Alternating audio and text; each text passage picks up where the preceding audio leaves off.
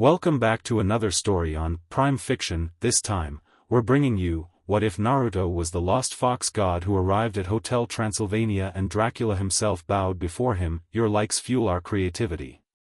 Subscribe and stay tuned. Here's the story. Chapter 1, The Gate That Opened Itself. The gate had stood for 300 years without flinching. Dracula had built it from iron pulled out of a mountain that hadn't existed on any human map, forged by goblin smiths who worked by moonlight and sworn oaths, reinforced by enchantments layered so deep that even he sometimes forgot where one spell ended and the next began. It had survived a siege by an angry mob of 800 torches. It had survived a lightning storm that leveled 3 villages in the valley below. It had survived the time Frank accidentally backed the supply cart into it at full speed and cracked the stone archway, which Dracula had fixed with a single spell and approximately 45 minutes of furious silence. The gate did not open for uninvited guests. It did not open for humans. It did not open for monsters who hadn't sent word ahead. It opened when Dracula decided it opened, when his magic recognized a guest list entry, or when one of his staff triggered the mechanism from the inside. Tonight, it opened for none of those reasons. It simply exploded. Not violently, there was no fire, no shockwave, no sound of tearing metal. The 2 massive iron doors swung outward with a kind of terrible, involuntary grace, the way a person's legs buckle when they suddenly understand something that changes everything. The chains wrapped around the handles snapped. Not broke, snapped, like threads, each link popping apart with a small bright sound that carried impossibly far in the cold mountain air. The enchantments didn't fail. They yielded. Dracula felt each one go, felt them release like a fist unclenching, and in the 300 years he had managed this hotel he had never felt anything like it, and the feeling that moved through his chest in response was not quite fear and not quite awe and sat somewhere between them in a place that had no comfortable name. He was in the East Ballroom when it happened, standing over a long table covered in seating arrangements for the Monster Summit, which was 3 nights away and already giving him a headache the size of Transylvania. The candelabras rattled. The wine in his glass moved in a slow circle, like something had just tapped the table from underneath the mountain. Count Dracula. His head butler, a thin ghoul named Sebastian who had worked the hotel for over a century and had never once raised his voice above a composed murmur, appeared in the doorway with his composure at approximately 40% of its usual level. His yellow eyes were wide. The front gate, I felt it. It opened, sir. I felt it, Sebastian. Of course, sir. Apologies, sir. A pause. Should I alert the guards? Dracula didn't answer immediately. He was still feeling it, that sensation in the air, that specific quality of the night outside. Something was out there. Something old. Not old the way he was old, and he had walked this earth for over 1,000 years. This was old the way mountains were old, the way the cold at the center of the world was old, deep and patient and completely indifferent to the relatively brief drama of human or monster civilization. He set down his wine glass very carefully. No, he said. No guards. He straightened his jacket. I'll go myself. Sebastian stared at him. In 100 years of service, Sebastian had never personally witnessed the Count walk out to the front gate to handle a situation himself without at minimum 3 security staff and a contingency plan. He opened his mouth. Sebastian, Dracula said, already moving toward the door, go find Mavis and tell her to stay inside. Tell her it's a maintenance issue. She won't believe that, sir. I know. Tell her anyway. The courtyard between the hotel entrance and the outer gate was a broad space of dark cobblestones and stone planters, bare-branched trees strung with dim lanterns, and the perpetual slight fog that rolled in off the mountain at night. Dracula walked it at a measured pace, hands clasped behind his back, and told himself that the pace was measured because he was in control of the situation, not because his legs had made a private agreement to approach whatever was standing at his gate slowly. He could see a shape in the fog before he was halfway across the courtyard. A person, roughly, undeniably a person. 2 legs, 2 arms, average height, standing just inside the gate with the absolute stillness of someone who had been waiting for a very long time and had no objection to waiting longer. They were wearing what looked like an orange jacket so aggressively, stubbornly bright that it cut through the Transylvanian mountain fog like an insult. Blonde hair. Young-looking face, or a face that wore youth the way very old things sometimes did, like a mask that fit well but didn't quite explain the eyes. The eyes were the thing. Even from 20 feet away, Dracula could see that the eyes were wrong, not monstrous wrong, just deep wrong, the kind of depth that made you uncomfortably aware that the person wearing them had watched things you had no reference for. They were also blue, which was startlingly, absurdly normal for everything else happening. Dracula stopped 8 feet away. He studied the person.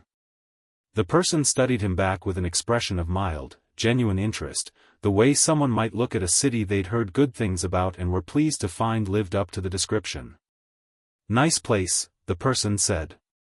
His voice was easy and warm and had no particular accent, or maybe all accents at once, or maybe it was less about sound and more about the fact that it resonated in Dracula's chest at a frequency he associated with old magic, deep magic, the kind written into the bones of the world. "The gate was a little dramatic about letting me in, sorry about that. I tried to be gentle." Dracula's mouth opened. He thought about the prophecy. He had read it once, 20 years ago, in the founding scrolls his father had left him, 3 pages of dense, archaic script covering the hotel's spiritual foundations, the protections, the purposes.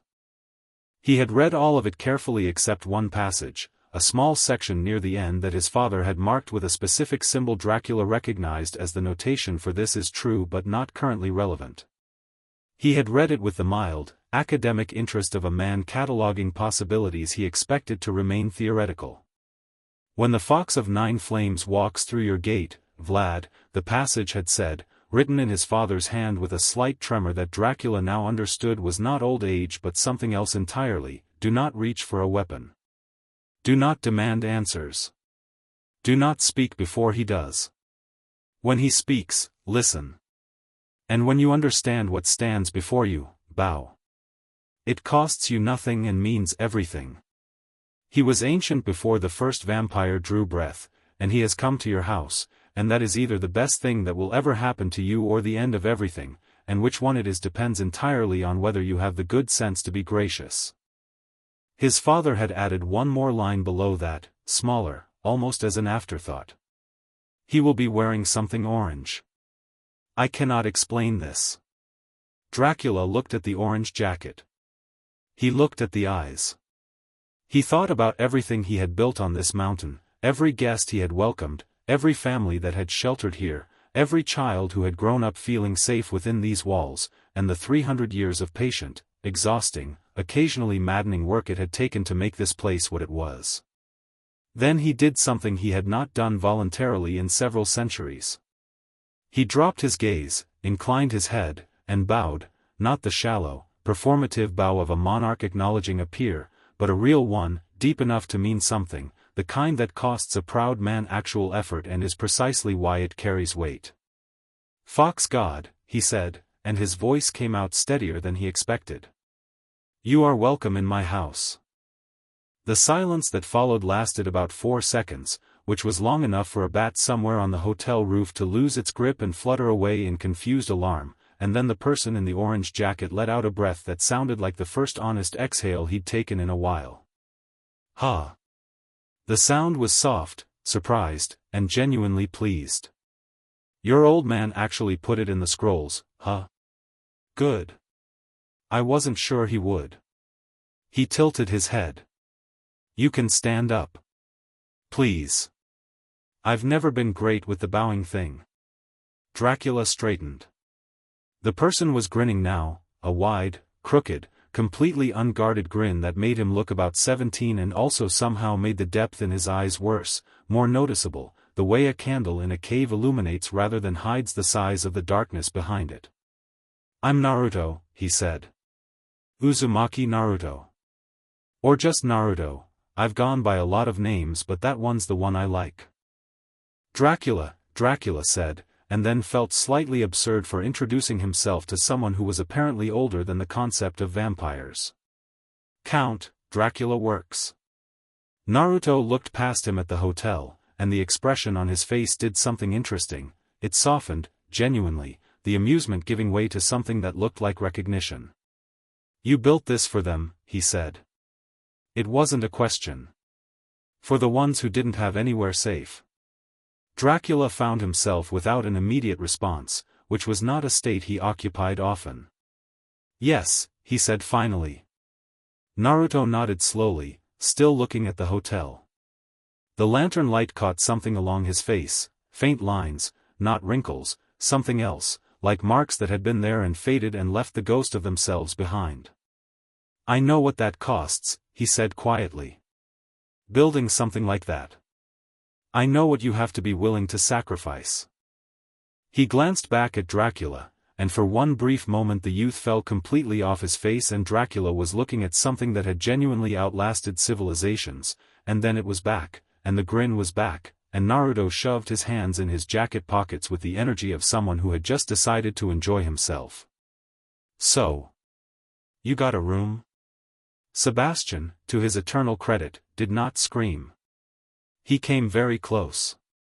The sound that emerged from him when Dracula walked back into the hotel lobby with a blonde human-shaped entity radiating divine energy at a frequency that made the lobby's resident ghost orbiter literally phase through the ceiling was less a scream and more a very controlled, very professional sharp inhale through the nose. Then he straightened his lapels, smoothed his expression back into the composed murmur it had lived in for a century, and said, "Good evening, sir. Shall I prepare a suite?" "The East Wing suite," Dracula said. "The good one. The Mountain View suite with the private courtyard and the enchanted ceiling, sir?" "That one." Sebastian wrote something in his ledger with careful penmanship. "And shall I note any dietary requirements, sir?" He was very deliberately not looking directly at Naruto, which was itself a kind of looking. "Ramen," Naruto said cheerfully. Sebastian looked up. "Any kind," Naruto said. "Miso's my favorite but I'm not fussy. Also, do you have instant? I know that sounds weird but sometimes I just want the cup. It's comfort food." A long pause moved through the lobby. Somewhere in the hotel, a wolf howled, probably Wayne, Dracula's werewolf friend who could generally be relied upon to howl at approximately the worst possible times for atmosphere. "We will acquire some," Sebastian said, with the tone of a man rewriting his entire understanding of what divine entities required. "Welcome to Hotel Transylvania, sir." "Thanks." Naruto looked around the lobby with open appreciation, the dark stone archways, the tapestries, the enormous chandelier made from what appeared to be petrified wolf bones, the general atmosphere of Baroque, magnificent, entirely unapologetic monster aesthetic. "This place is great. I mean it. There's real care in this." He touched the wall beside him lightly, just fingertips on stone, and Dracula watched something pass through the walls, not visible exactly, more like a warmth, like a house settling on a cold night. "Old spells in here," Naruto said, more to himself than anyone. "Protective ones. They're good. Strong." He looked at Dracula. "You put a lot of yourself into this building." "Over 3 centuries, Dracula said. "Yes. Shows." Naruto said it matter-of-factly, not as flattery, just as observation, the way you might confirm that rain is wet. He pulled his hand away from the wall. "Okay. I'd love that room. I'll be honest with you, I've been traveling for a while and I could use about 15 hours of sleep and a hot shower." Dracula blinked. "You sleep?" Naruto gave him a look of mild offense. "I love sleep. Sleep is one of the best things about being in a body. Whoever decided gods shouldn't sleep was out of their mind." He paused. "Also, hot showers. These are recent in the grand scheme of things, historically speaking, but they were absolutely worth the wait." Sebastian made another note in his ledger, now wearing the expression of someone who has learned something that will require considerable internal processing time. Dracula did not sleep. He hadn't needed to in several hundred years, which he sometimes missed and mostly didn't think about. Tonight he stood in his private study on the hotel's upper floor, the window open to the cold mountain air, and held his father's founding scrolls in both hands, reading the passage again by candlelight. The founding scrolls were not usually kept in his study. They were kept in the vault below the hotel, in a sealed case that required 3 specific keys and a blood unlock to open. He had gone down and retrieved them immediately after sending Naruto to his room, moving through the hotel's back corridors with brisk, purposeful strides that fooled no one who saw him because his jaw was doing the thing it did when he was processing something significant, the slight tight set that Mavis had been teasing him about since she was old enough to have opinions about his facial expressions. He read the passage 3 times. He turned the scroll over and checked the authentication marks on the back, his father's seal, the notarized crest of the original Goblin Smith witnesses, the binding thread that guaranteed the ink was original and unaltered. All intact. His father had written this, genuinely, and his father had not been a man who wrote fanciful things in legal documents. He was ancient before the first vampire drew breath. Dracula thought about this. He thought about what he knew of vampire history. The oldest recorded vampire, beyond himself, was approximately 2,000 years old. Before that, the records became myth. Before the myths, there was just darkness and stories that didn't have narrators anymore. Naruto had touched his wall and felt spells he had cast 270 years ago as if they were fresh workings. He had walked through a gate sealed by enchantments that had repelled everything short of an army, and the enchantments had simply deferred to him. The way you step aside for someone you know outranks you by an uncomfortable margin. And he had asked for ramen. He had asked for the instant kind. Dracula rolled the scrolls carefully and set them on his desk. He pressed his fingers together. He did what he always did when he was unsure about a situation, which was to begin systematically identifying what he knew, what he didn't know, and what he needed to find out before this became a problem. What he knew, the prophecy was real, the entity in his East Wing suite was what the prophecy described, and his father had told him to be gracious, and he had been. Check. What he didn't know, why the fox god was here now, what he wanted, whether his presence was going to invite the kind of attention that the hotel specifically existed to avoid, and also, this one nagged at him in a way he couldn't fully explain, what it meant for the monster community that an entity of this magnitude had walked through their door. There were those who would not take kindly to this. There were old powers, old politics, old arguments about what monsters were meant to be and what the hotel represented in the larger argument of monsterkind's place in the world. He thought of Valdris, and the thought arrived with the cold, automatic precision of a threat assessment rather than anything warmer, because Valdris had long since burned through whatever warmth Dracula had been able to extend toward him. He would need to think about this carefully. First, though, he needed to talk to Naruto. Properly. Not the lobby introduction, not the gracious welcome, but a real conversation, the kind that told you who you were actually dealing with.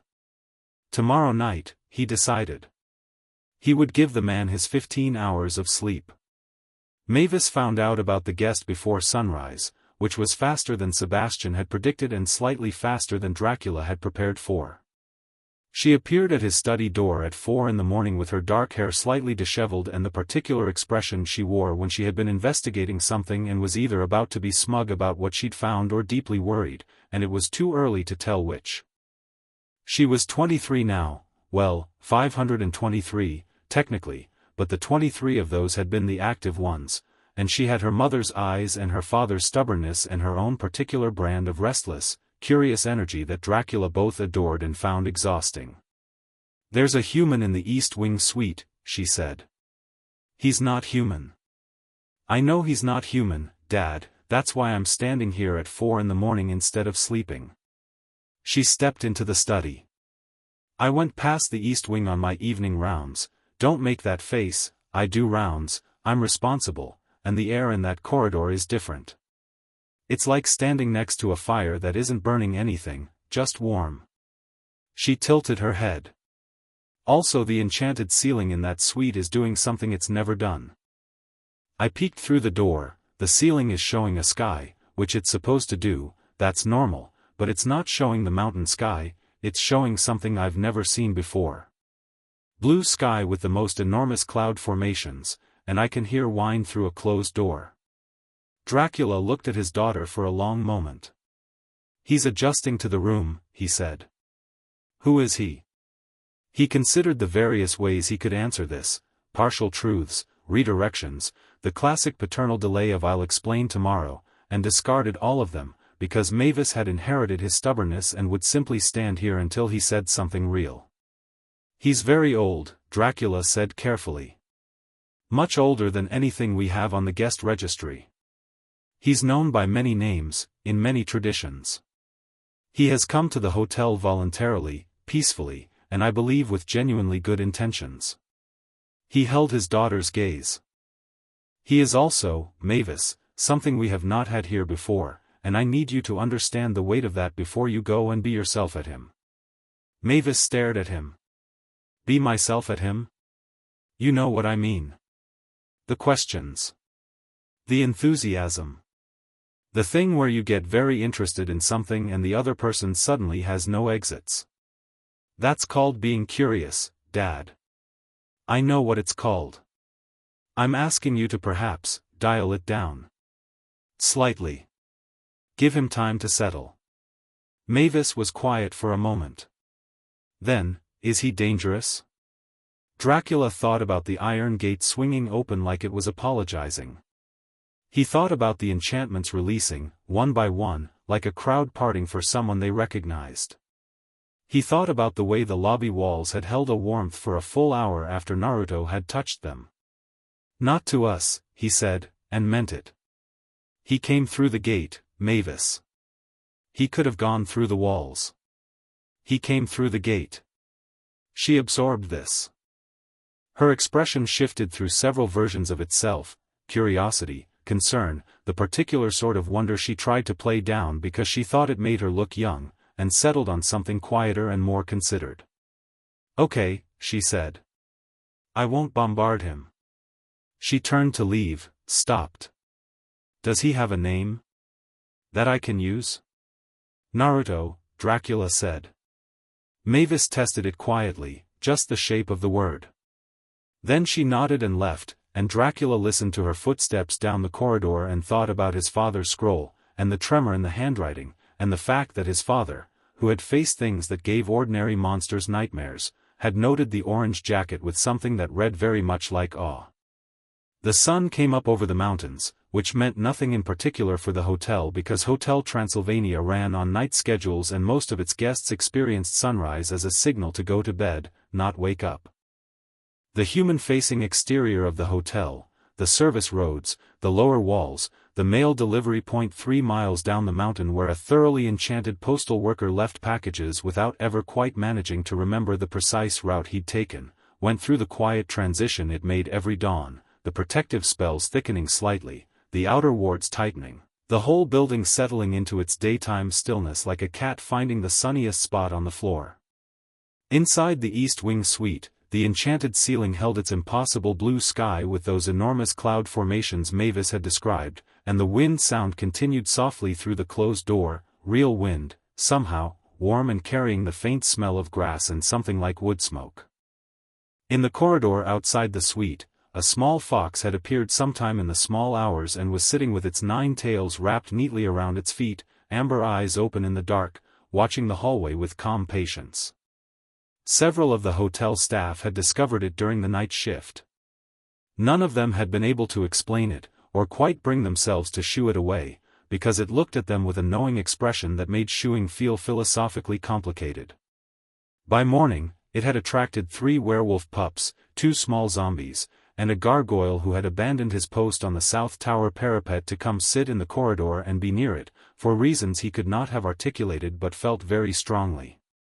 By the time Naruto opened his suite door at 7 in the evening, having slept for what Sebastian's careful timing confirmed was exactly 15 hours, the corridor outside had acquired the quality of a small, comfortable audience. The fox looked up at him. Its 9 tails moved, a slow wave, and then it dissolved in a shimmer of orange-gold light that made the werewolf pups collectively gasp and then immediately look around to see if anyone had noticed them gasping. Naruto looked at the assembled group in the corridor. The werewolf pups. The zombie children. The gargoyle. He looked at the space where the fox had been. "Show off," he said, to no one in particular, and smiled. The werewolf pups looked at each other. One of them, the boldest, a small gray-furred kid of maybe 8 with enormous ears and her father's eyes, said, "Was that yours?" Naruto considered the question with genuine thoughtfulness. "More like he's me," he said. "Part of me, anyway. It's a long story." He crouched down so he was at the pup's level. "What's your name?" "Winnie," said the pup. "My dad's Wayne. He's kind of loud." "I like loud," Naruto said. "I used to be very loud myself." "What happened?" Naruto's expression did the thing again, the brief flicker of that immense depth, gone before you could properly see it. "Got older," he said. "But I still appreciate it." He straightened, glanced at the gargoyle. "You can go back to your post, friend. I don't need guarding." The gargoyle looked mildly insulted. "I wasn't guarding," it said, in the deep rumbling voice of something built mostly out of granite. "I was sitting." "Good sitting," Naruto said, seriously, and the gargoyle's rocky expression did something complicated that might have been pride. He walked down the corridor toward the lobby, the werewolf pups falling into step behind him with the magnetic inevitability of small creatures who have decided someone is interesting, and somewhere in the hotel's upper floors, behind a study door that was very precisely almost closed, Dracula stood at his window and watched the east wing corridor via a small enchanted mirror, and felt something in his chest that he hadn't expected, something that was not quite relief but lived next door to it. The fox god was moving through his house like he'd always belonged in it. Not with the careful tread of a guest managing impressions, not with the coiled readiness of something powerful deciding what to do, just walking. Easy. Present. The pups were already talking at him simultaneously and he was listening to all of them at once, answering each one, and he was grinning that crooked grin, and the walls of the hotel were doing it again, that warmth, that settling, moving ahead of him through the building like a tide coming in gently. Dracula set down the mirror. He straightened his jacket. He had a lot of questions and 3 nights before a monster summit and an old enemy he hadn't heard from in 2 years who had just gotten very loud again in the whisper networks, and a fox god in his hotel who had asked for instant ramen and slept for 15 hours like a person recovering from something enormous. There was a great deal to deal with. There was always a great deal to deal with. That was the nature of the hotel, the nature of what he'd built here, the nature of the life he'd chosen on this cold mountain with its absurd iron gate that had stood for 3 centuries before bowing to a boy in an orange jacket. He found that, despite everything, he was not afraid. He found that he was, cautiously, in a way he couldn't entirely justify, glad. He went downstairs. The kitchen had managed the ramen. Sebastian had called in a favor with a supplier in Tokyo, the kind of call that involved several layers of enchanted communication relays and a mild threat that Sebastian never elaborated on but which always worked, and by the time Naruto arrived in the main dining room there were 3 different preparations of miso ramen on the table, a modest collection of instant cup varieties arranged with the dignity they did not quite deserve, and a kitchen staff that had watched 3 instructional scrolls on ramen preparation in 6 hours and was extremely anxious about the results. Naruto sat down. He looked at the spread. He picked up a cup of instant noodles, poured the hot water himself from the pot on the side, and sat back with it held in both hands while it steeped, and the kitchen staff experienced a collective emotional event that Sebastian described in the incident log later as significant relief of a culinary nature. Dracula sat across from him. He had brought 2 glasses and a bottle of something from the cellar, not blood wine, just wine, very old, one of the bottles he kept for significant occasions. "You don't have to do the hosting thing," Naruto said, watching the steam rise from his cup. "I can tell it's slightly killing you." Dracula paused with the wine bottle in hand. I beg your pardon. You're very formal. Very managed. Naruto's tone was affectionate rather than critical. Which makes sense, you've been running this place for 3 centuries, you're used to being the one in charge of how things feel. I'm just saying you don't have to manage me. I'm pretty easy. A beat of silence. Dracula set the bottle down. You are the first entity to tell me I'm managed in approximately 200 years, he said. What happened 200 years ago? My wife. She said it regularly. Naruto looked at him. Something passed across his face, not pity, something more careful than pity, something that recognized weight. She built this place with you, he said. She did. She's in the walls too, Naruto said quietly. The spells. The warm ones, especially. There's 2 of you in here. Dracula was quiet for a moment. The candles on the dining room table burned without flickering, because there was no wind and the room was very still. Yes, he said. He poured the wine, both glasses. He pushed one across to Naruto. Naruto set down his instant noodles, which were now ready, and picked up the wine glass instead. He looked at it. Thank you, he said, and the words carried something in them that went beyond the wine. They drank. Outside, the mountain was dark and cold and old, and the hotel sat in it the way it always had, lit from within, deliberate, improbable, stubbornly alive. The gate was closed again, its chains replaced with new ones that the goblin smith on overnight call had forged before dawn, though Sebastian had noted in his log with delicate professional neutrality that he personally doubted their relevance going forward. And in the entry archway above the main door, where the founding inscriptions were carved in a language most of the staff couldn't read, one line that had always been present but never given much attention caught the light differently now, caught it and held it, as if something in the stone had just been reminded that it was true. The Fox of 9 Flames will walk through your gate, Vlad. And the house will know him. The stone held the light. The hotel settled. And Naruto Uzumaki, oldest thing in the building by a staggering margin, slurped his instant noodles and told Dracula that actually, objectively, the cup variety was underrated, and Dracula, Count Dracula, Lord of the Night, ruler of this mountain for 300 years, found himself laughing, quietly, for the first time in a very long while. Chapter 2, 9 Tales and 1 Vampire's Daughter. The morning after Naruto arrived, Hotel Transylvania did what it always did when something significant had shifted in its bones, it gossiped. Not in any organized way. The hotel didn't have a newsletter or a rumor board, though Dracula had once threatened to install a complaint box in the lobby and then thought better of it when he imagined what Frank would put in it. The gossip moved the way it always moved in a building full of monsters who had very good hearing and very few reservations about using it, through walls, down corridors, across tables in the dining hall, whispered between the kitchen gargoyles and murmured by the chambermaids who were technically animated by dark magic and technically not supposed to have opinions but had developed them anyway over the course of several centuries. By the time the hotel's night shift guests were waking up and the day shift guests were settling down, the general consensus had solidified into 3 camps.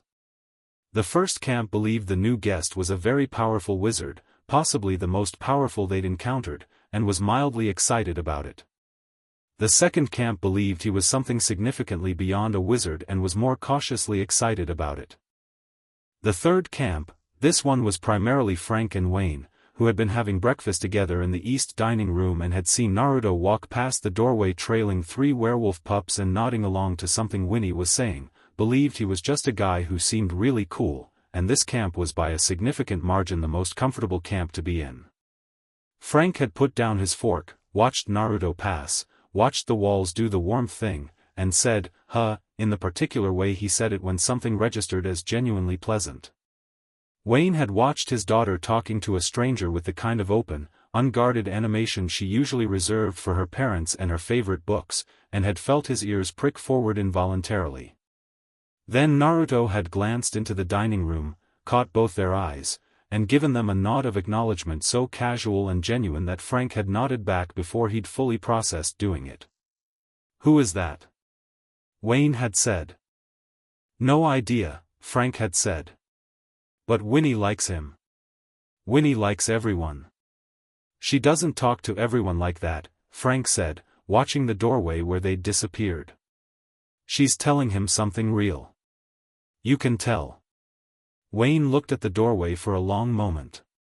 Then he picked up his coffee, lukewarm, he'd been holding it too long, and said, "I should probably find out who he is." "Probably," Frank agreed. Neither of them moved for another 5 minutes because the bacon was very good that morning and also because they were both, privately, slightly aware that the air had changed in the building and were taking a moment to decide how they felt about that. Naruto spent his first full evening at the hotel doing something that looked like wandering but wasn't. He moved through the building with the unhurried ease of someone with nowhere to be and nothing to prove, but his eyes were doing the thing they did when he was paying attention, taking everything in, quietly, cataloging not for any strategic purpose but because this was simply how he existed in a space he found interesting. He noted the architecture, which was extraordinary, 3 centuries of Gothic craftsmanship that had been maintained with genuine care, every gargoyle carved with individual faces, every archway keystone inscribed with protective script that had been refreshed recently. He noted the staff, the ghoul chambermaids moving through the corridors with their quiet efficiency, the kobold groundskeeper arguing with a topiary bush about the correct way to be shaped, the kitchen crew who came in waves of different creature types across the different shifts. He noted the guests, families, mostly, at this hour, the early evening crowd before the night fully opened up. Vampire children chasing each other through the portrait gallery. A family of swamp creatures who had taken over the indoor pool and seemed deeply, personally offended by the concept of chlorine. An elderly mummy couple who sat in the same corner of the reading room every evening and had clearly been doing so for decades, judging by the way the armchairs had conformed to them. What he was really doing, underneath the wandering, was listening to the building. Old structures held memory the way old trees held rings, layered, dense, each year adding something. Hotels especially. Hotels were places of compressed human, and monster, experience, all that arriving and leaving and hoping and fearing and celebrating and grieving absorbed into the walls and floors over time until the building itself developed something like a personality. Hotel Transylvania had a very strong personality. It felt like the inside of something that had been built on love and defended on love and occasionally repaired with love when the love took collateral damage from centuries of operation, and it had the warm, slightly battered quality of a thing that had survived by caring rather than by hardness. Naruto had been in buildings before that held this kind of memory. Most of them were ruins now. Civilizations had grown up around some of them and collapsed and grown up again, and the buildings had outlasted all of it, still holding the memory of whoever had built them and why. He was always glad to find them. He was particularly glad to find one still standing, still functioning, still doing exactly what it had been built to do. He was in the portrait gallery when he felt the presence behind him. He didn't turn immediately. He looked at the painting in front of him, a portrait of a woman with dark hair and eyes so precisely like Dracula's daughter's that the relationship was unmistakable, painted with the kind of attention that came from someone who had looked at their subject and wanted to get every detail right because every detail mattered. She was smiling in the portrait. It was a good smile. The painter had understood it. "You've been following me for about 20 minutes, he said. Behind him, a pause. Then footsteps, quick, decided footsteps that resolved into Mavis stopping about 6 feet away with the expression of someone who had been caught but has elected to be unbothered by it. She was in a dark dress with the sleeves pushed up to her elbows and she had ink on her left hand, the kind that came from writing a lot in a short time, and she was looking at him with the specific quality of attention that Dracula had warned him about and that Naruto had clocked immediately as the most genuinely curious thing he'd encountered in the building so far. "My dad said not to bombard you," she said. "Probably good advice." "I wasn't bombarding. I was observing. For 20 minutes.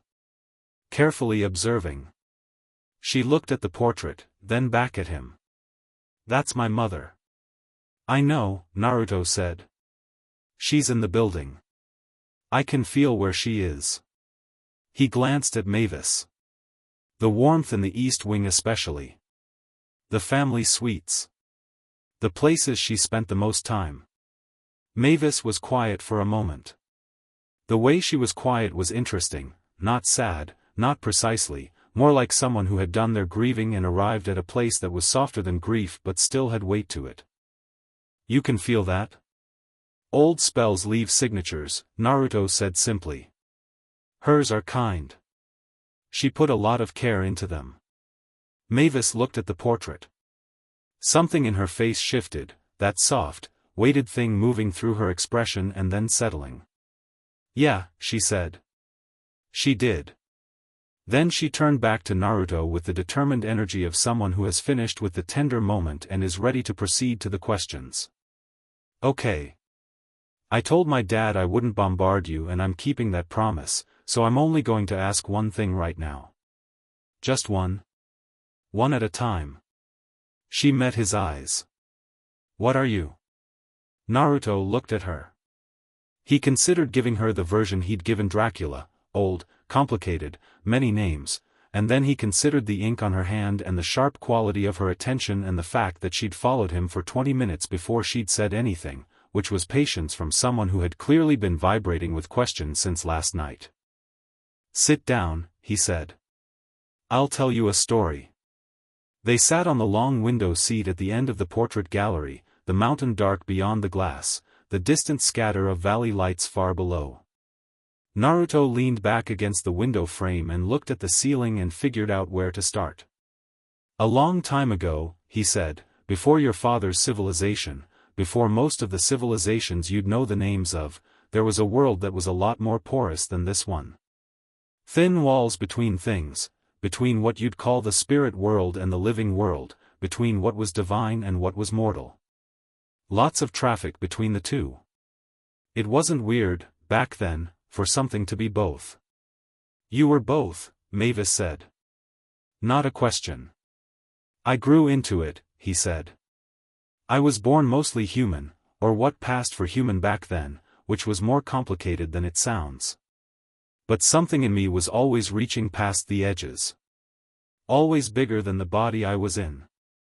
It took a while to understand what that meant. A while meaning, centuries. He said it casually, without drama. And then I understood, and the understanding changed me, and I became something that didn't fit neatly into any of the categories anymore. The Fox God, Mavis said.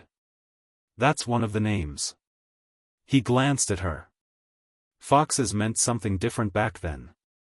They weren't just animals, they were the space between things. The liminal, if you want a word for it.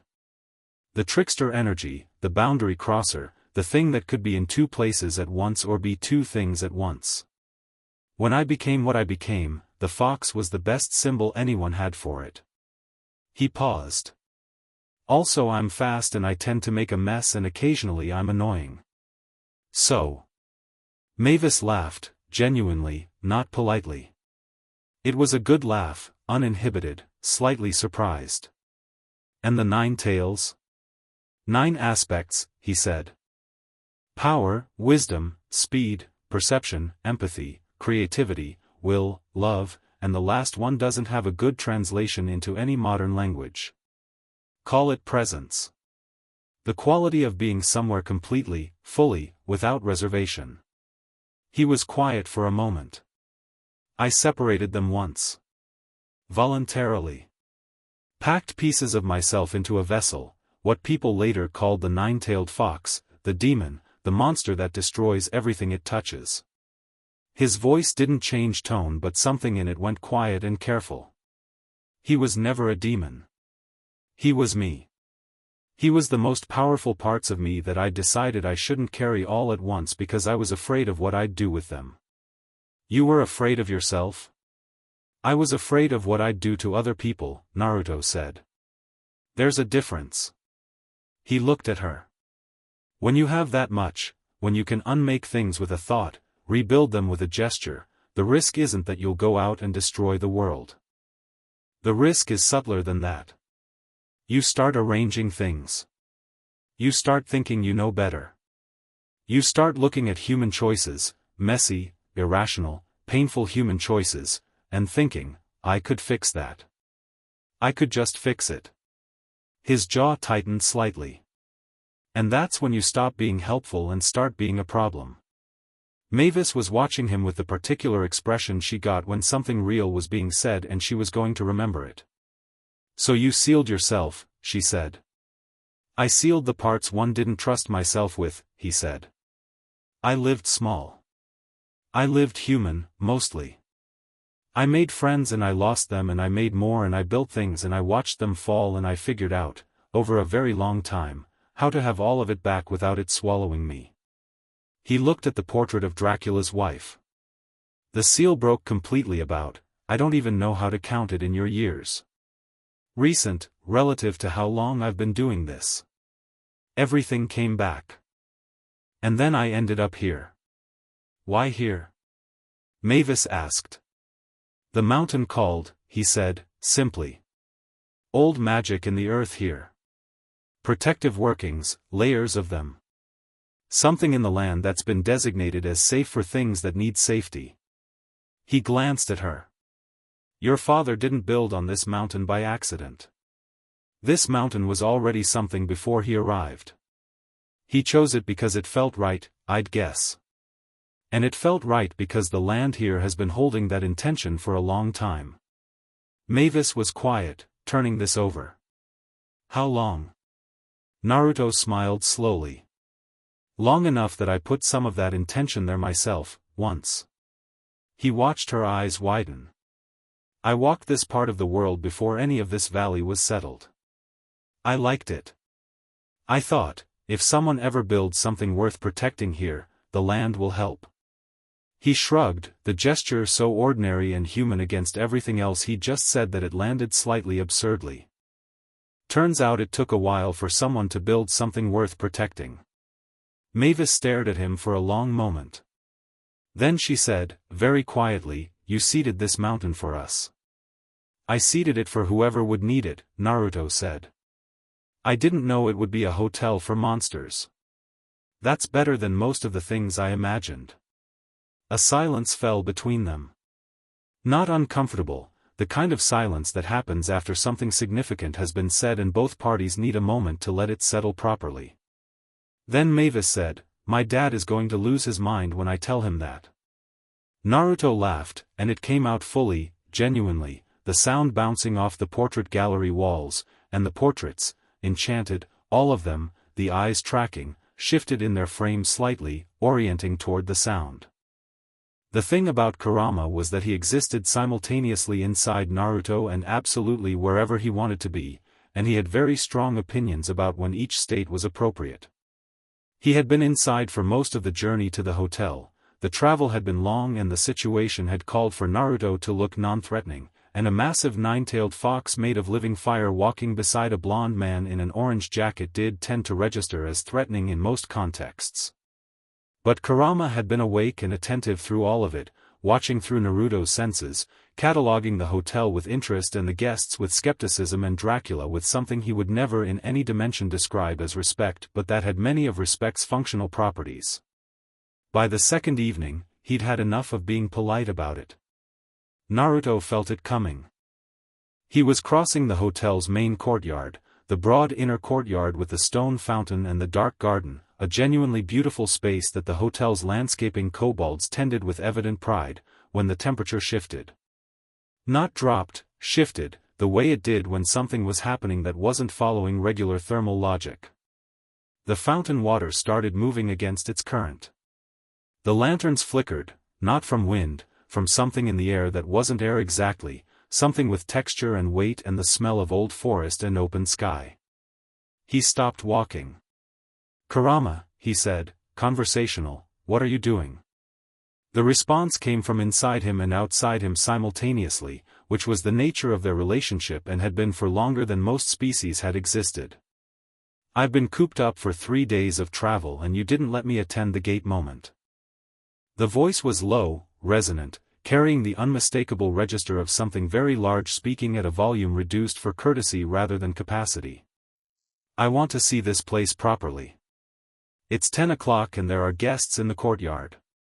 "There were guests everywhere when you walked through Konoha too, and you didn't stop me then." "That was different." "How?" "I was 22 and had worse judgment." A pause. Then, with the particular quality of ancient sarcasm that Kurama had refined over millennia, "Some things don't change." The courtyard had gone quiet. The fountain had stopped entirely. The kobold gardener who'd been raking a gravel path in the corner had frozen with his rake raised, staring at the air above the fountain with wide eyes, because the air above the fountain was doing something that air didn't generally do, thickening, warming, taking on the amber gold quality of firelight from a source that wasn't there. Naruto sighed. "Fine," he said. "But small." What emerged from the air above the courtyard fountain was not small by any practical standard, but it was small for Kurama, which meant it fit inside the courtyard with maybe 8 feet of clearance on all sides. The fox manifested the way Kurama always manifested when he was making an impression rather than making a point, deliberately, taking his time, the form building outward from a central point of light that burned amber and gold and the deep warm red of banked coals. 9 tails swept out behind him and curled at the tips. His eyes opened, amber, slit-pupilled, the size of dinner plates at this scale, and swept across the courtyard with an expression of interested assessment. He looked at the kobold. The kobold made a sound. He looked at the stone fountain. He sniffed it. He appeared satisfied by what the sniff revealed. He lowered his enormous head and looked at Naruto, who was standing with his arms crossed and an expression of resigned tolerance. "This is a good building," Kurama said. "The earth under it is solid and well-intentioned. I can feel the old workings you put in." His tone shifted slightly, into something that acknowledged a grudging approval. "You chose well. Whoever built this on top of your foundations understood what they were building on." "I know," Naruto said. "I've been telling you. I wanted to verify." A pause. The amber eyes swept the courtyard again. "The vampire made this place from grief, didn't he? The way you can tell, the protective spells are too strong for regular pride.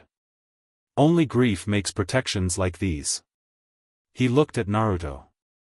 "He and I have that in common. I built most of my rage from the same source." Naruto looked at him quietly. "Yeah," he said. "I know you did." This conversation was happening in the courtyard of Hotel Transylvania, which meant it was not happening privately.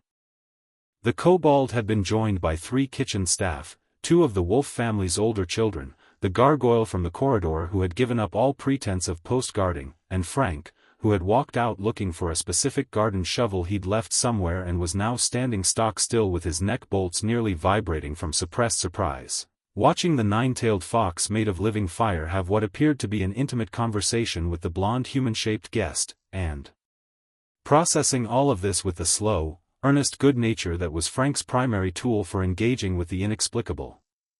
"So he's real," Frank said. "To no one in particular. To the universe.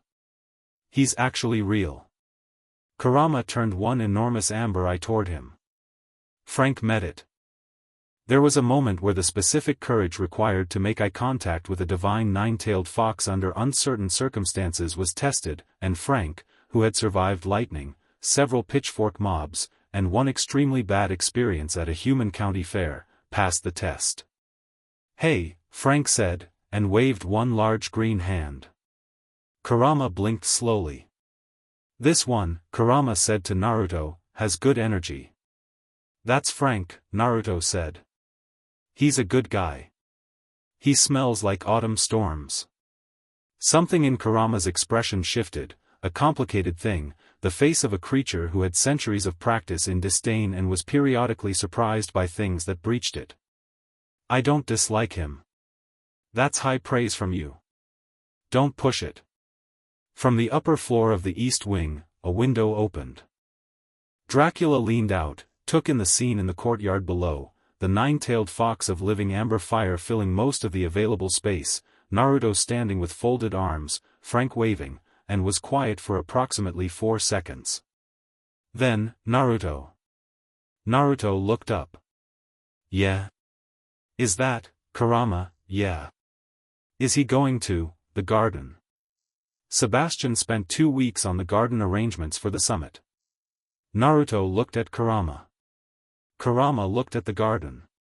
He was, Naruto noted, sitting with his tails arranged very precisely so as to avoid the gravel path the kobold had been raking, and his paws were placed with exact care between 2 stone planters. He's fine, Naruto said. He's careful when he wants to be. Tell the vampire his garden is lovely, Kurama said, with the air of someone making a significant concession. The night-blooming ones on the south wall especially. I remember when that variety grew in the valley below. Before the valley was settled. A pause. A very long time ago. Naruto relayed this. Dracula was silent for a moment. Then, from the upper window, thank you. My wife planted the south wall ones. A pause below. Ah, Kurama said, quietly, with the weight of something that had seen enough grief to understand it immediately. Then they are excellent. Sebastian found the note in the morning. It was in the hotel's outer mailbox, not the enchanted postal point 3 miles down the mountain, but the actual box mounted beside the inner gate, which was used exclusively for internal hotel correspondence and had not received anything from outside in 30 years because no one outside knew it was there. The note was sealed with black wax pressed into the shape of a bird in flight, specifically, a corvid, a raven or crow, wing spread. Old seal. Sebastian recognized the style before he recognized the specific crest, and the style alone made him set down his morning ledger and handle the letter with both hands, carefully, as if it might be warm. It was addressed to Count Dracula. No additional title, no pleasantries, just the name, in a handwriting that was extremely old and extremely precise, each letter formed with the deliberate control of someone who had long since moved past ornamentation into pure efficiency. Sebastian brought it upstairs on a silver tray. Dracula was in his study with the founding scrolls, which he had not returned to the vault, which Sebastian understood was meaningful. He looked up when Sebastian entered, saw the tray, saw the sealed letter, and went very still in the way he went still when something important arrived and he needed a moment before he let himself react to it. He looked at the seal. His expression changed, not dramatically, just a slight adjustment around the eyes, a subtle tightening of the jaw. It was the expression, Sebastian had learned over a century of service, that the Count wore when something he had been hoping to avoid had arrived anyway. When did this come? Dracula asked. Sometime in the night, sir. The outer gate was locked. Yes, sir. Dracula picked up the letter. He broke the seal carefully and read it, and Sebastian, who was not reading the letter because that was not his job, was nonetheless watching the Count's face and cataloguing what he saw there, focus, assessment, something that wasn't quite anger and wasn't quite fear but carried properties of both, and then, at the end, a very specific stillness. Sir? Sebastian said. Dracula folded the letter. He set it on the desk beside the founding scrolls. He looked at the 2 documents side by side for a moment. Please let Naruto know, Dracula said carefully, that I would appreciate his company for a walk this evening. Not an urgent request, whenever he's available. Of course, sir. And Sebastian. He looked up. The Monster Summit delegates begin arriving in 2 nights. I want double wards on the outer perimeter, the full enchanted guest registration protocol, and I want a complete staff briefing before any delegates check in. He paused. All staff. Including the gargoyles.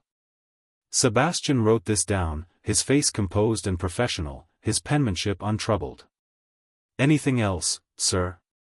Yes. Dracula glanced at the sealed letter.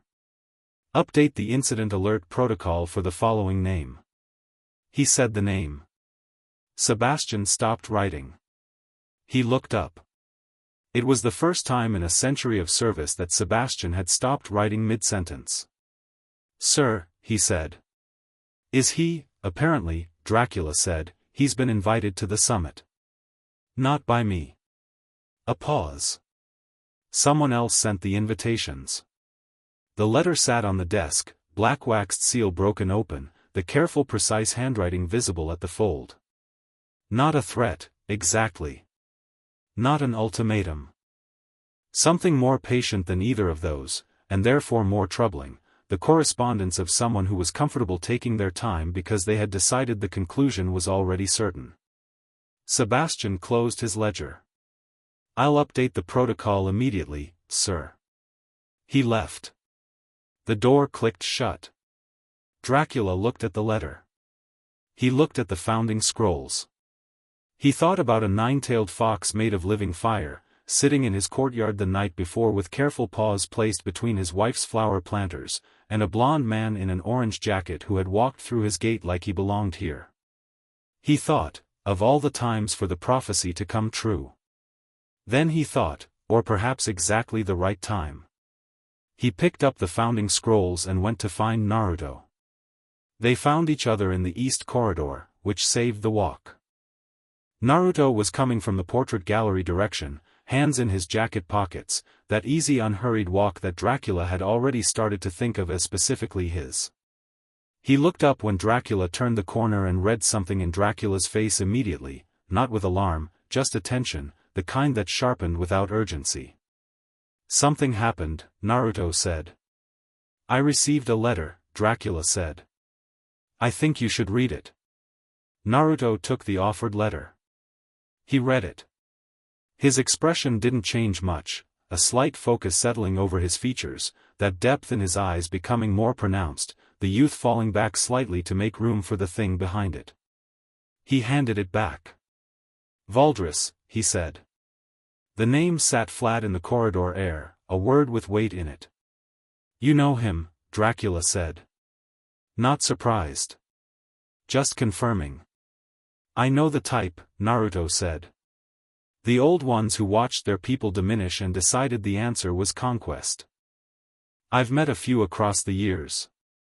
The arguments they make are always the same, and they're not entirely wrong, that's the thing. They're right about the pain." He looked at Dracula. "He's wrong about everything else." Dracula studied him. "He's been invited to the monster summit. Someone sent the invitations under my name. And he accepted," Naruto said. "Because it gives him the stage he's been wanting." He looked at the letter again, specifically at the careful handwriting. Patient man. He waited for an opportunity instead of making one. That's the kind you have to actually think about. "Yes," Dracula said. They stood in the east corridor with the hotel around them, the sounds of evening beginning, guests moving toward the dining hall, children arguing somewhere in the family wing, the distant sound of music from the entertainment floor where someone had started the band up early. The warmth in the walls was steady, reliable. The building did not know about the letter yet, in the way that buildings knew things, but it would. 2 nights, Naruto said. Before the summit. Yes. Okay. He said it simply, without drama. Then let's use them well. He started walking again, back toward the lobby, hands still in his pockets. After a moment, Dracula fell into step beside him, and they moved through the east corridor together in the easy silence of two people who had just decided, without saying so explicitly, that they were on the same side of something.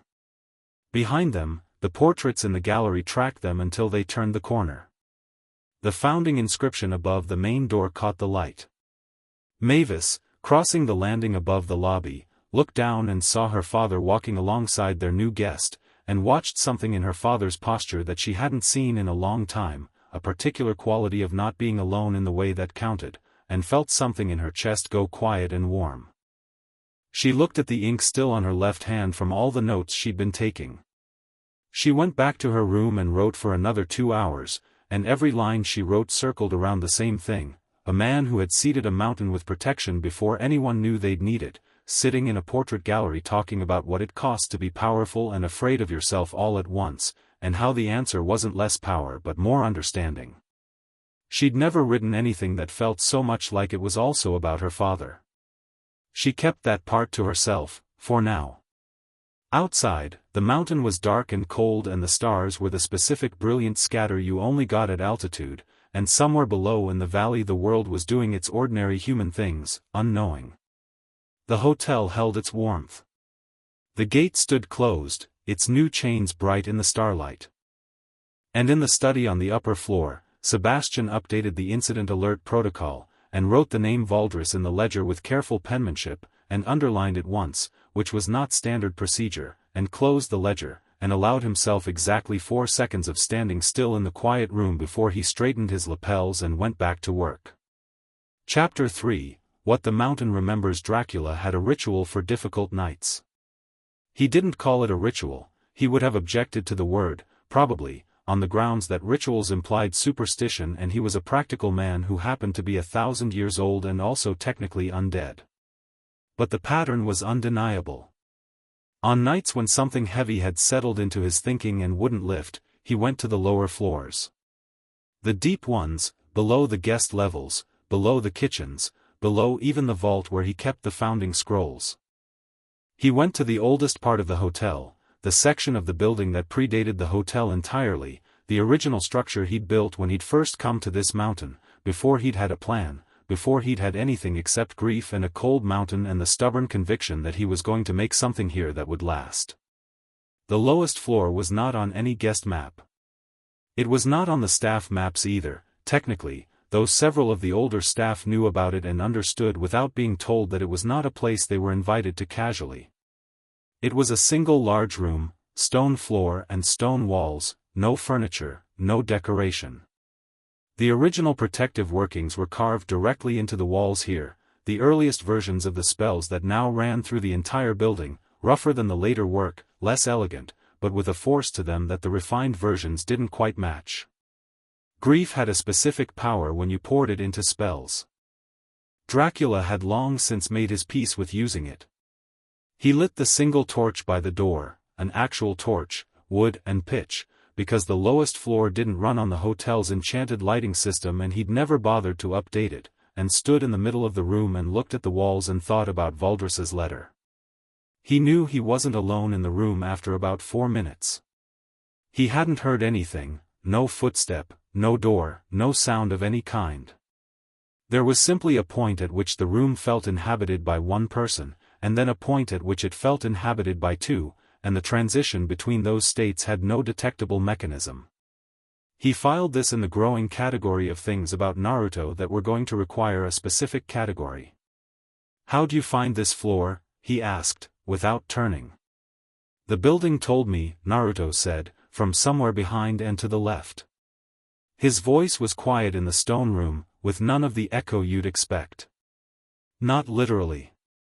It's more like, you walk a building long enough and you start feeling where the weight sits. Buildings lean toward their important places." A pause. "This is where you started." "Yes." Footsteps now, slow, coming to stand beside him, and Dracula looked sideways at Naruto in the torchlight, which did interesting things to his face, carved the angles deeper, lit the eyes from below, made the age in them momentarily unmissable.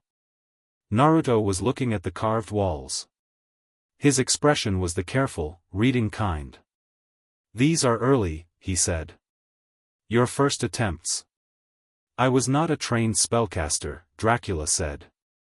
"I learned as I went. These took me 3 weeks. By the end I could feel what I was doing. By the following year I'd refined the technique significantly." He paused. "My wife told me the early ones were her favorites. She said you could feel the desperation in them and desperation meant something meant desperately." Naruto smiled, briefly. "She was right. She usually was." Dracula turned to face the carved wall fully. "The letter. Valdres." He said the name with the flat precision of someone refusing to give it more weight than it was owed. "I want to tell you his history." Not to ask you to fight my battles, I want you to understand what we're dealing with before he arrives. I'm listening, Naruto said. The torch threw their shadows against the rough stone, long and unsteady. Valdris is older than me, Dracula said. Not by the measure you'd use for yourself, he's perhaps 1500 years old, possibly 16. He was a vampire lord before I was turned. He built his own domain, his own power, his own idea of what it meant to be a monster in the world. He moved to the wall, traced one of the carved symbols without touching it, just the motion of tracing. His domain was not a hotel. It was a court. A vampire court with full retinue, with dominion over the surrounding territory, with humans who paid tribute and feared what lived in his castle because that was the order of things. Monsters ruled. Humans endured. That was his world. And then it changed, Naruto said. The human world changed, Dracula said. Slowly, then very quickly. The balance of power shifted. The mobs got better organized. The weapons improved. The territories that monsters had held for centuries started requiring too much energy to defend, and the cost became unsustainable. Most of us adapted. We retreated, we hid, we built the understanding with the human world that has held for the last century. He looked at the wall. Valdris did not retreat. He held his domain until the very last possible moment. And then he lost it. The court fell. His people scattered. His castle, which had stood for over 1,000 years, was destroyed. Naruto was quiet, listening. He blames the retreat, Dracula said. He believes that if monster kind had held together, held our ground, refused to accommodate ourselves to human expansion, we would have won. That the hiding was the mistake. That this, he gestured upward, encompassing the hotel above them, is the mistake. That I built a monument to capitulation. He's wrong about the conclusion, Naruto said. Yes. But not entirely wrong about the loss, Naruto said. The cost of the retreat. What it did to your people's sense of themselves. Dracula turned to look at him. Naruto met his gaze steadily, with neither agreement nor disagreement, just the acknowledgement of a complicated truth, the kind that didn't resolve neatly into hero and villain. No, Dracula said, after a moment. Not entirely wrong about that. It cost him something to say it, a small but real thing, and Naruto noted the cost without comment. What he wants is leverage.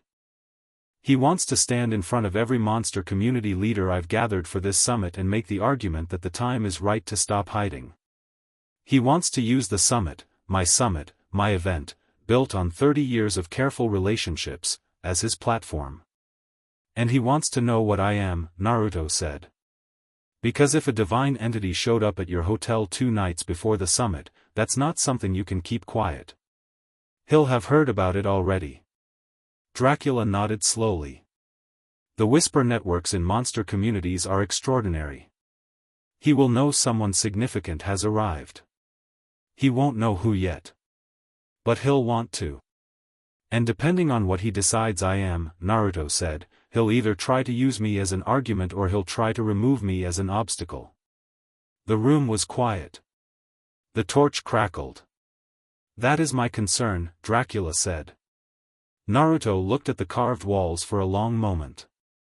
His expression was thoughtful rather than troubled, the face of someone running through possible approaches, not someone who is afraid of them. Then he said, simply, he won't remove me. And I won't be used as an argument. A pause. But Dracula, the fact that he has a real grievance, that there are monsters out there who genuinely suffer from what the retreat cost them, that's something the summit should address. Not the way Valdris wants to address it. But you can't build a lasting peace on the half of the truth that's comfortable. Dracula looked at him for a long time. The torchlight moved between them. My wife used to say something similar, he said. In different words. Smart woman. Extraordinarily. He looked back at the wall, at the desperate early carvings of a man who'd had nothing but grief and purpose. I miss her every day. I have for over 100 years. It does not diminish. No, Naruto said quietly. It doesn't. I know. He said it without elaboration, and the words carried the specific weight of someone speaking from experience so vast and long that 100 years of grief was something they understood without needing the details. Dracula looked at him sideways. Have you, he stopped. Reformulated. How many times have you? Too many to count with any precision, Naruto said. The ones I loved the longest are the ones I still feel. The weight changes shape over time. It stops being pain the way a wound is pain and starts being more like a room you carry with you that you've learned to furnish well. A pause. The people who mattered most, you put them in the good chairs. You visit. The silence that followed this was the kind that happened when something true had been said with enough simplicity that the room needed a moment to absorb it. Dracula stood in it and felt the weight of his wife in the walls of this room, these particular walls she'd loved, and visited her the way Naruto described, briefly, in the private interior space where she lived in him. Then he said, "Thank you." "Any time," Naruto said, and meant it in a way that covered more temporal ground than was entirely comfortable. They went upstairs together. The hotel was moving into its late evening rhythm, the liveliest period of the night for a building that ran on monster schedules. The dining hall was full, the entertainment floor was properly operational, and the sounds of multiple concurrent conversations in multiple monster species filled the corridors with a layered, chaotic warmth that Naruto found genuinely enjoyable. He'd been in a lot of places. He'd rarely been in places where this many different kinds of creature were at ease together, genuinely at ease, in a way that wasn't managed or performed. They were passing the entrance to the main dining hall when Wayne caught them. Wayne Werewolf operated at a social energy level that his wife Wanda managed with experienced patience and that most other people managed with a slight step back when he came around corners, not from fear but from the practical reality that Wayne moved through spaces with the full commitment of someone who did not have a lower gear. He was a large, shaggy, deeply decent man who loved his children extravagantly and had approximately 300 of them, give or take seasonal variations, and he had been waiting to talk to the new guest since Frank's courtyard report had made it very clear that Winnie had decided Naruto was her new favorite person. "Hey!" Wayne said, appearing from the dining hall with the directional certainty of a large friendly object. "You're the guy. You're the fox guy. Winnie hasn't stopped talking about you, I mean that in a good way, she talks about everything, but this is the good kind of non-stop." He stuck out his large, clawed hand. "Wayne. My daughter basically adopted you, sorry about that, she does it with everyone she likes, it's a whole, I know," Naruto said, taking the hand and shaking it without hesitation. She told me a lot of things, actually. She's great." Wayne's face did something. Werewolf fathers were not subtle about their feelings regarding their children, which was one of the things Naruto had always liked about werewolves. "Yeah," he said. "Yeah, she really is." He glanced at Dracula, then back at Naruto, doing the rapid social calibration of someone who had lived in the hotel long enough to read Dracula's expressions fairly accurately. "Everything okay? You two came up from the deep floor, I can tell from the torch smell, Drac, no offense." "Everything is fine," Dracula said, in the tone that meant it was not entirely fine but was being managed. Wayne looked at Naruto. "He does that," Wayne said. "The 'it's fine' thing means it's complicated." "I know," Naruto said. Wayne squinted at him. Then, with the casual bluntness of a man who had been friends with Dracula for decades and had long since run out of patience for careful navigation, "Are you going to be a problem or are you going to be help? Because Dracula does not need more problems 2 nights before a summit that I already think is going to be a mess." Dracula made a sound. Naruto looked at Wayne and felt, as he sometimes did with people who were just straightforwardly honest, a warm appreciation that was close to affection. "Help," he said. "Definitely help." Wayne studied him for another moment, the instinctive, physical assessment that werewolves did, reading something beyond what was visible, the old animal brain making judgments that the human brain then rationalized. Naruto let him. He was used to it. He'd been assessed by things far older and considerably more dangerous than a friendly werewolf, and he stood in it the same way he always did, completely still, no performance, just present. Wayne's ears, which had been slightly forward with wariness, eased back. "Okay," he said. "You want to meet Frank? Frank's been asking about you since the courtyard thing. He's very excited." "I already like Frank," Naruto said. "Everyone likes Frank," Wayne said, with the pride of someone who personally vouched for him. "Come on." Dracula watched them go toward the dining hall, Wayne talking before they'd taken 2 steps, Naruto listening with genuine attention, and felt something he occasionally forgot was still available to him, a lightness in the chest, something close to reassurance. His phone buzzed. The hotel ran on a private enchanted network that translated various forms of supernatural communication into text messages, which Sebastian had set up 15 years ago and which had improved operational efficiency enormously while also generating some of the most surreal text conversations in history. The message was from Sebastian. "First Summit delegate has confirmed arrival for tomorrow night. Dorogov family, Russia, 12 members. Also, 3 additional unscheduled confirmations. Names do not match registered guest list. Investigating origin of invitations. Will report." He typed back, "Keep investigating. Don't turn anyone away yet." He looked at the dining hall entrance, where he could hear Wayne's voice carrying over the general din, and then, beneath it, Naruto's laugh, which had a quality to it that Dracula was starting to recognize, unguarded, fully present, the laugh of someone who wasn't managing their response but just having it. He thought about what Naruto had said in the lowest floor. You can't build a lasting peace on the half of the truth that's comfortable. He went to his study to make some calls. Mavis found Naruto later, after the dining hall, after Frank had explained his entire history with personal physical maintenance and bolt care in considerable detail, and Naruto had listened to all of it with the patient attention of someone who found people genuinely interesting. She found him on the south wall of the hotel's exterior terrace, sitting on the broad stone balustrade with his legs hanging off the inner side, looking at the mountain above the hotel. She sat beside him. She'd brought 2 mugs of something hot from the kitchen, not blood, just tea, a dark one that smelled of spices. She held one out and he took it without looking, which told her he'd heard her coming. "My dad's been on the phone for 2 hours, she said. "Summit prep," Naruto said. "Is it just summit prep?" He glanced at her. "Not entirely." Mavis wrapped both hands around her mug.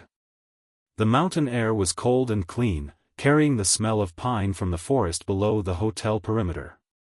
The sky was full, brilliant with stars, the kind of sky that the altitude and the isolation from human light pollution made possible. "He's going to try to handle it himself," she said. "Whatever it is. He always does. He built this place," Naruto said. "That kind of ownership runs deep. Especially when it's built from something painful." Mavis was quiet for a moment. Then, "You told me last night about sealing parts of yourself away. About being afraid of what you do with too much power." She turned to look at him. "Do you ever regret it? Getting it all back?" The question was good. He looked at the mountain and thought about it honestly, the way it deserved. "Sometimes I miss the simplicity," he said. "When I was living small, living human, mostly, there was a clarity to it. The problems were human-sized. The stakes were things you could hold in your hands. Your friends were people who'd be there for a human lifespan, and you knew the shape of it." He paused. "But no. I don't regret it. Because living small, the way I was doing it, it wasn't honest. I was carrying all of this and pretending not to. And the pretending had its own costs." He turned the tea mug in his hands.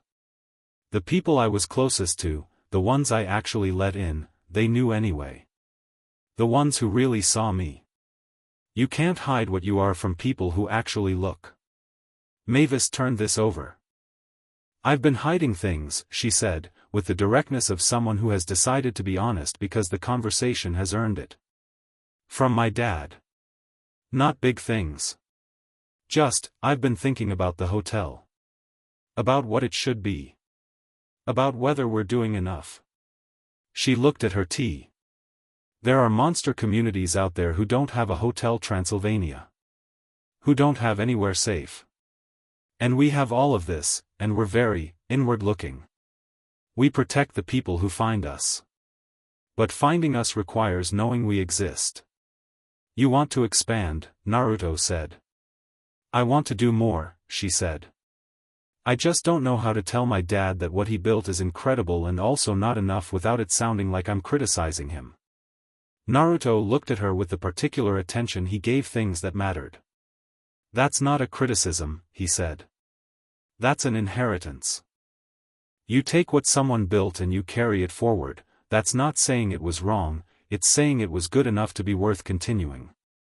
He looked at the hotel behind them, the lit windows, the dark beautiful architecture. He built for the ones who had nowhere safe. You're thinking about the ones who don't even know safety like this exists. Those are the same impulse. Different generations of the same project. Mavis looked at him. Something in her expression had the specific quality of relief mixed with something sharper. You should tell him that. You should tell him that, Naruto said. It'll mean more coming from you. And, he looked at her sidelong, he's not as fragile about it as you think. He's been watching you for years. He knows it's coming.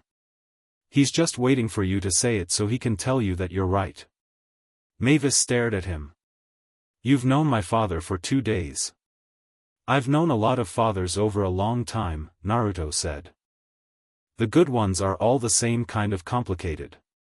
A silence settled between them, comfortable, the kind that required no filling.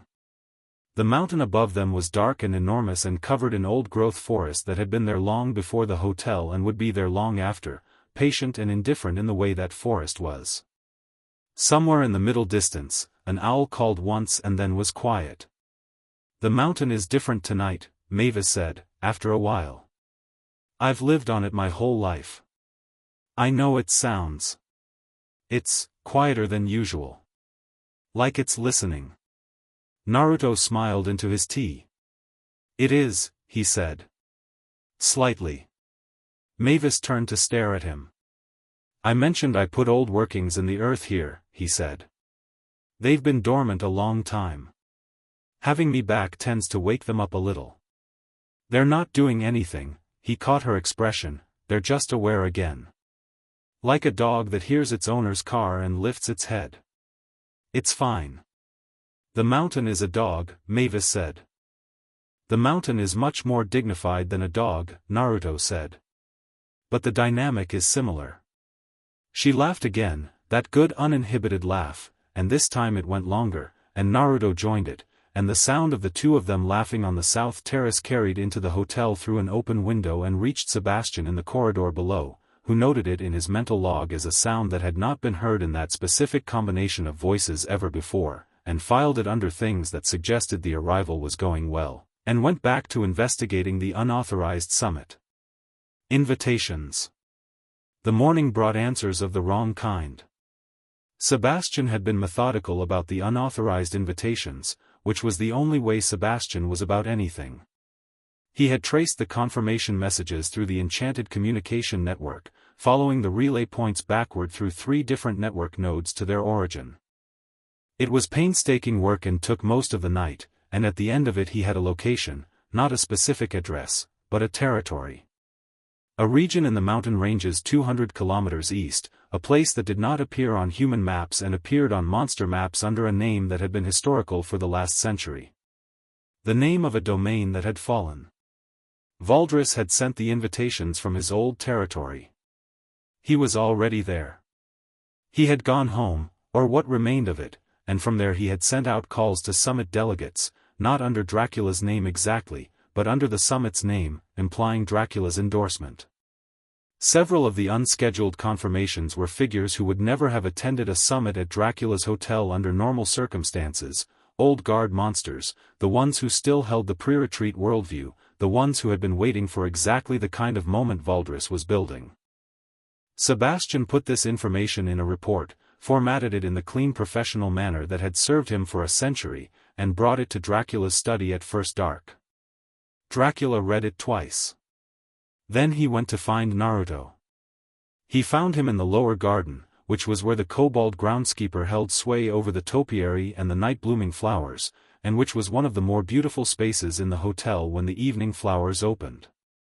Naruto was sitting cross-legged on the stone path with Winnie and two of her siblings, and they appeared to be playing some kind of card game that Naruto had taught them, except the cards were leaves he'd somehow stiffened and painted with his finger, with quick simple illustrations that the werewolf pups were studying with the intense competitive focus of children who intended to win. He looked up when Dracula came through the garden gate. He read Sebastian's report in the time it took Dracula to cross the garden path. He folded it, handed it back. "He's already mobilizing," Naruto said. "He arrives in 2 nights with whoever he's bringing," Dracula said. "Along with the legitimate delegates. Who he's positioned himself among," Naruto said. "Deliberately. He wants to arrive in a crowd, with the cover of official attendance, and make his argument from the floor."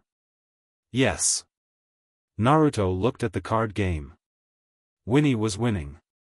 She had the focused expression of her father minus about 30 years of life experience.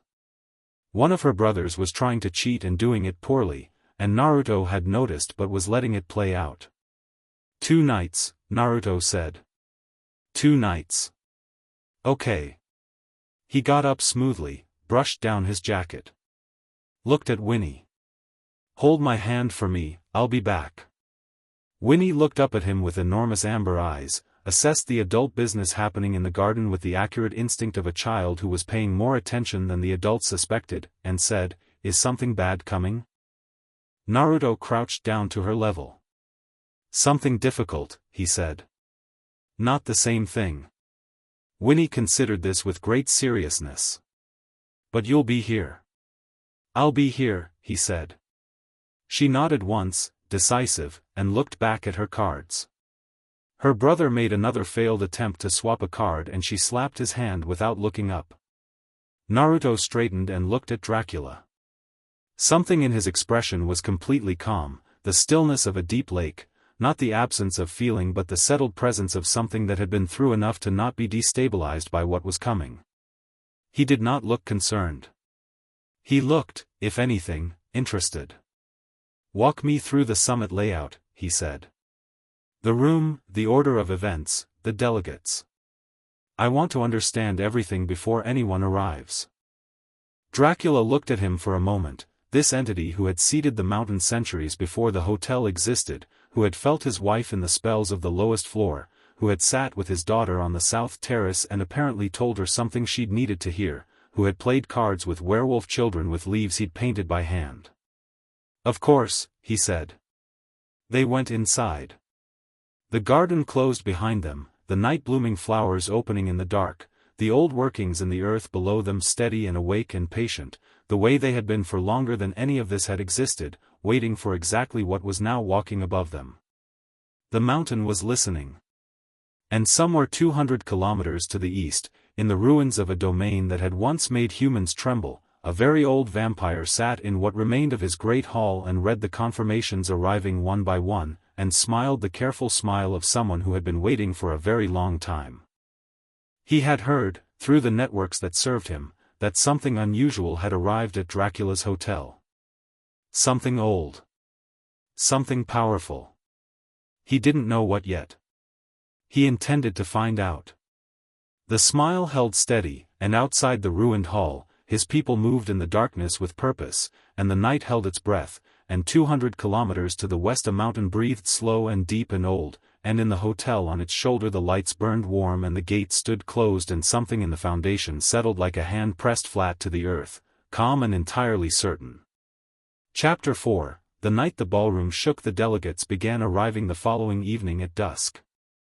Not all at once, They came in waves, the way guests always came to the hotel, in the staggered, slightly chaotic rhythm of creatures traveling from across a continent by methods that ranged from enchanted coach to shadow walking to, in the case of the Dorogov family from Russia, a genuinely enormous enchanted sleigh pulled by what appeared to be bears that were definitely not regular bears.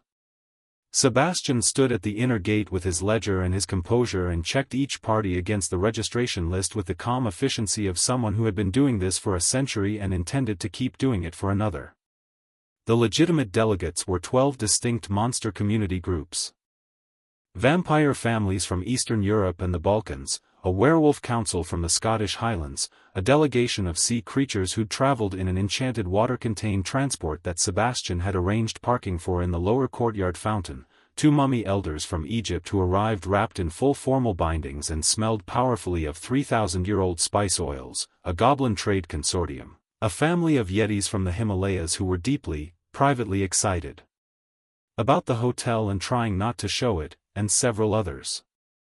Dracula greeted them in the main lobby in full formal dress, the kind of formal that communicated centuries of effortless authority without trying, and welcomed each delegation with the exact calibration of warmth and dignity that 30 years of hosting this event had taught him. Naruto was not in the lobby for the arrivals. This was deliberate, and it was his idea, and he'd explained it to Dracula the previous night with a simplicity that had made complete sense in the telling. Let them settle in first. Let them be comfortable. If I'm standing there when they arrive, the entire first night becomes about me and you lose the summit before it starts. He'd shrugged. I'll be around. They'll notice me when they notice me, and that'll be the right time. Dracula had agreed, because it was correct, and also because the alternative, trying to manage how several hundred monsters from across the continent responded to a divine entity in their immediate vicinity, was logistically beyond even Sebastian's abilities.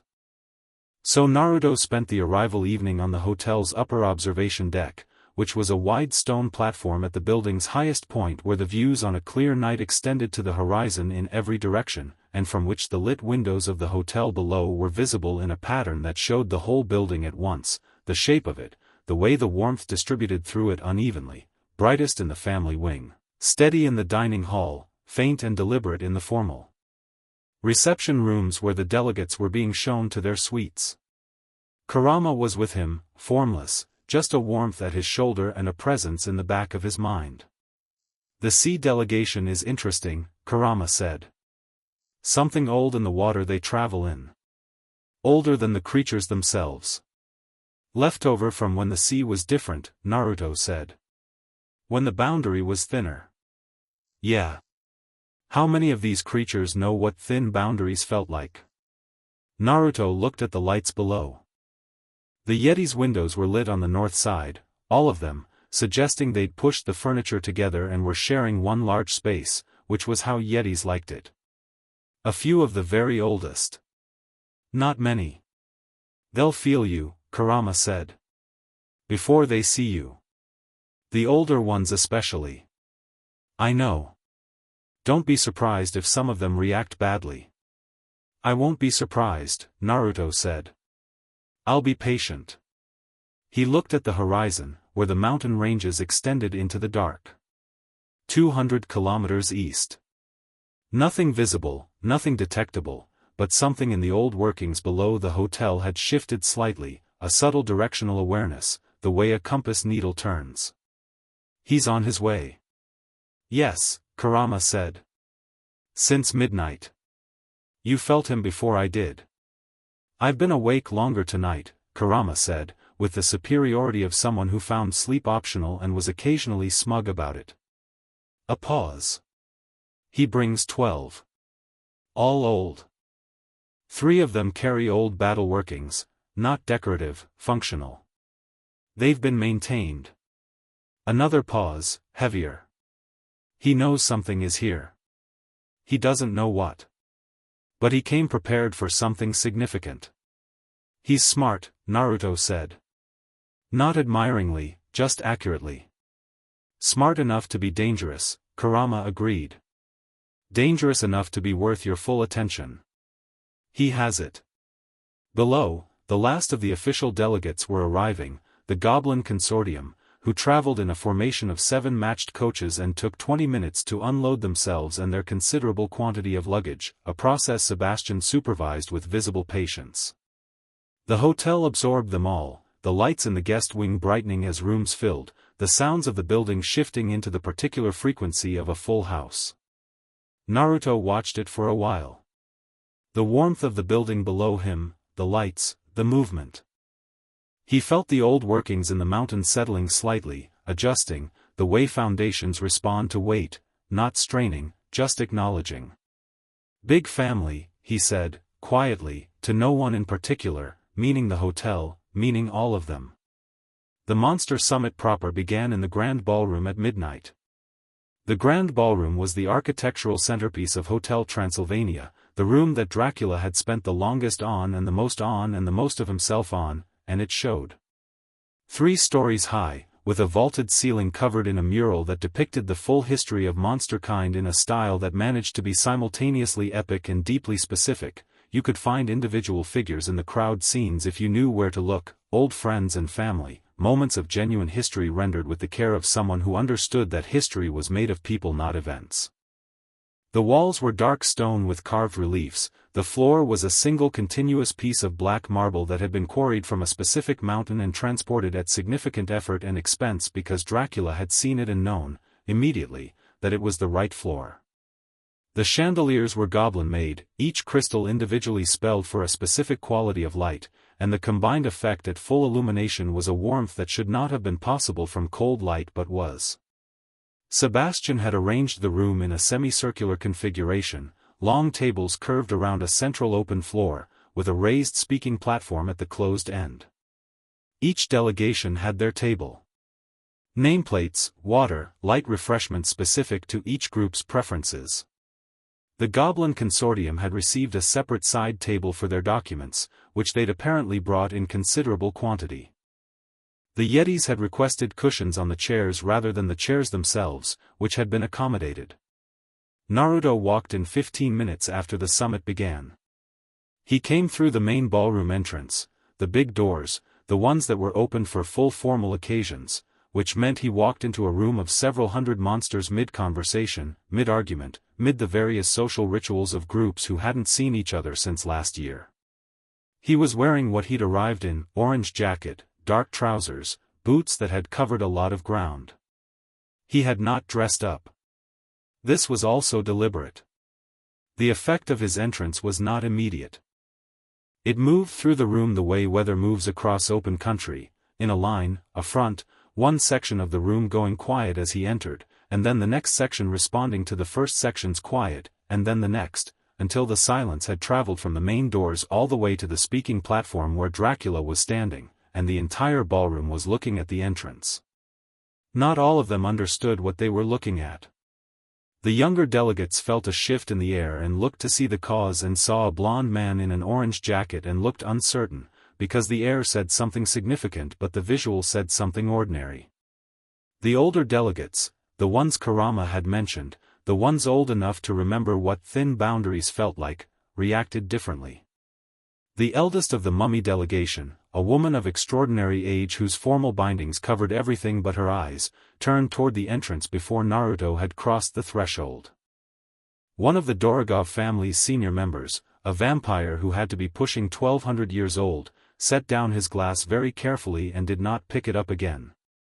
The head of the Werewolf Council from Scotland, a woman named Fionnuala who Dracula had described as the most politically astute monster he knew and also the most stubborn, straightened in her chair with a particular quality of attention. Naruto moved through the room. He was walking toward the central open floor, not the speaking platform, not a table, the middle. He walked through the quiet that preceded him and closed it behind him, easy, unhurried, nodding at the delegates nearest him as he passed their tables the way you'd nod at people in a room you were joining. The Goblin Consortium, nearest the entrance, received a nod and one of the lead goblins' eyes went very wide and then immediately very narrow in the way of someone running a rapid assessment and arriving at a number that surprised them. He reached the central floor and stopped. He looked around the room. He let the room look back. "Hi," he said. His voice carried without effort, touching every corner of the ballroom with the ease of something that had spoken in much larger spaces. "Sorry I'm late. Naruto Uzumaki. I'm a guest of the hotel." A pause. "You can keep going, I didn't mean to interrupt." The silence held for another 3 seconds. Then Fionnuala of the Scottish Werewolf Council, who Dracula had described as the most politically astute monster he knew, said, in a clear precise voice that carried its own quality of authority, "What are you?" "That's a long answer," Naruto said. "We have all night," she said. "Not for the long version." He looked around the room. "Short version, I'm old. Older than most of what's in this room. I'm not here to take anything from anyone, influence your politics, or make your summit complicated." He met Dracula's eyes across the room, a brief contact, steady. "Dracula's hotel is somewhere I feel at home. That's all this is." The room processed this. The whisper networks would have given most of the delegates some version of the story that had circulated through the hotel staff: divine entity, gate opening, Dracula's bow. The reception varied. Some faces were openly curious. Some were carefully neutral. A few carried the particular guarded look of creatures who had survived a very long time by not taking things at face value. Dracula stepped forward from the platform. "Naruto is under the hotel's protection as a guest," he said. The phrasing was deliberate and everyone in the room who understood monster hospitality law heard the weight of it. Under the hotel's protection meant sanctioned, acknowledged, defended. His presence here is separate from the summit agenda. You are welcome to speak with him privately if you wish. Tonight we have business to attend to. And just like that, with the ease of a man who had done this for 30 years, Dracula redirected the room. He stepped back to the platform, opened the summit with the formal greeting that the event had always begun with, and the delegates, responding to the structure, the familiarity, the years of relationship built into this specific gathering, followed. Naruto found a seat at the back of the room, against the wall, where he could see everything. Frank was nearby, representing the hotel's resident community as a courtesy attendee, and he shifted his chair slightly to make room with a friendly ease that suggested he'd decided Naruto belonged here and the geometry of the room should accommodate accordingly. "How'd that go?" Frank murmured. "Pretty well," Naruto said. "The old mummy lady hasn't stopped looking at you." Naruto glanced toward the mummy delegation. The eldest, the one with only her eyes visible, was indeed watching him with a focused attention that was ancient and unreadable. He looked back at her. He dipped his head slightly, a small acknowledgement. After a moment, she did the same. "She's older than she looks," Naruto said. "She looks extremely old," Frank said. "Older than that," Naruto said. Frank thought about this and then decided to eat the small plate of refreshments he'd brought from the side table, because some thoughts required fuel.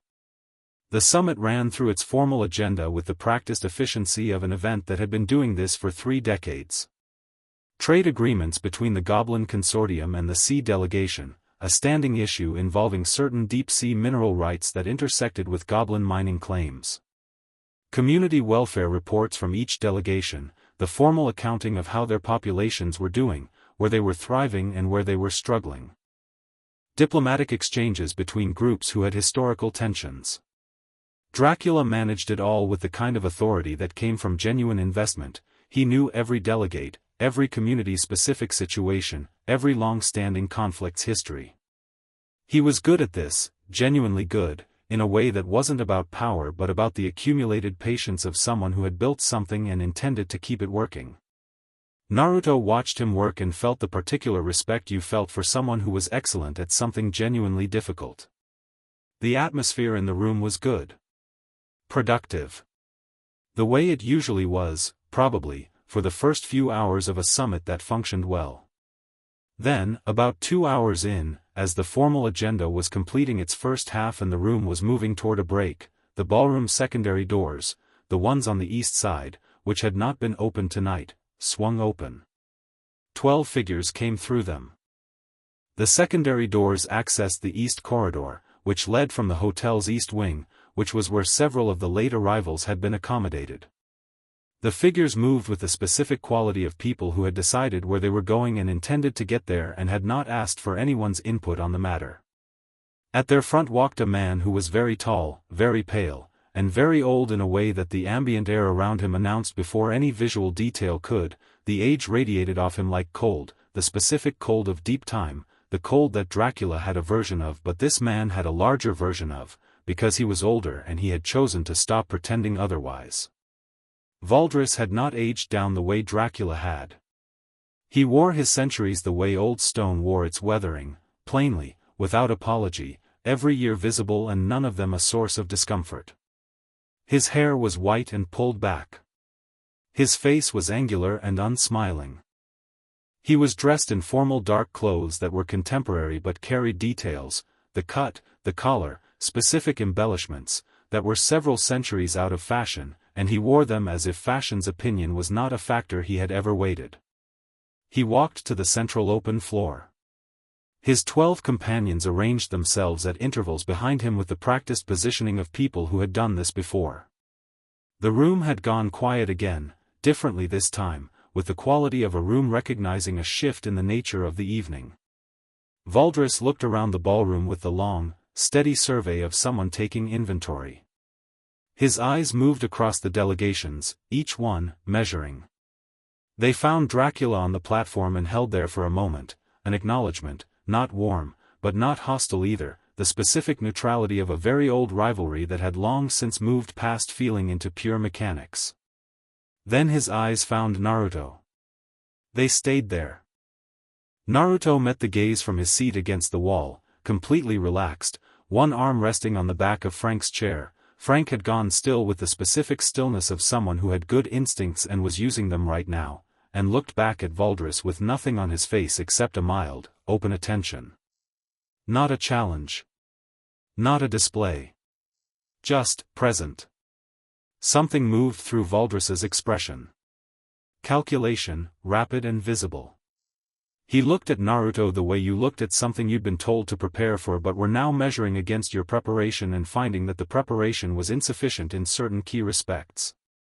Dracula spoke first, from the platform, with the voice he used when he was maintaining structure against pressure. Valdris. Your registered arrival was tomorrow evening. I made better time than expected, Valdris said. His voice was deep and deliberate, each word placed with care. He looked away from Naruto and toward the room. Apologies for the disruption, everyone. Please, continue. He moved toward the East delegation tables, found a space, settled into it with the ease of someone who had just established that the space belonged to him. His 12 companions arranged themselves accordingly. The room breathed out, slightly. The summit resumed, Dracula steering it back onto the agenda with practiced calm, but the atmosphere had changed, subtly, as if the temperature had dropped 1 degree, the kind of change you felt before you consciously registered it. In his seat against the wall, Naruto watched Valdris for the rest of the first session. Valdris participated in the summit with a propriety that was perfectly calibrated. He asked appropriate questions, made relevant observations, engaged with the agenda items that pertained to the communities he claimed to represent. He was, by any observable measure, a proper summit participant. The performance was note perfect. And he looked at Naruto 7 times in 2 hours. Each time for exactly long enough to gather information without long enough to constitute a confrontation.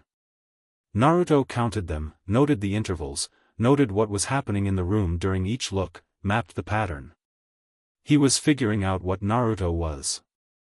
Working from observation, from the room's reactions, from what the air said. Taking his time. Being smart about it. Naruto didn't help him and didn't obstruct him. He just sat with Frank and watched the summit and let Valdris work through his process, because rushing a man like that only produced bad information and bad decisions, and Naruto was not in a hurry. The first session broke at 2 in the morning for refreshments and informal conversation, and the ballroom fragmented into the clusters of bilateral discussion that were often where the real summit business happened.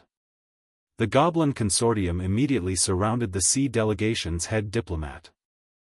Fionnuala of the Scottish werewolves made a beeline for Dracula.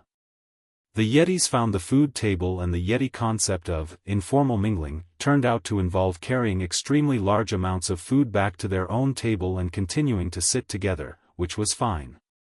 Naruto stood up, stretched, looked at Frank. "You okay?"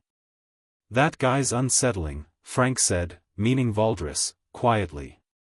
"Yeah," Naruto agreed. "You're not unsettled," Frank observed. "No." Frank looked at him. "Should I be worried?"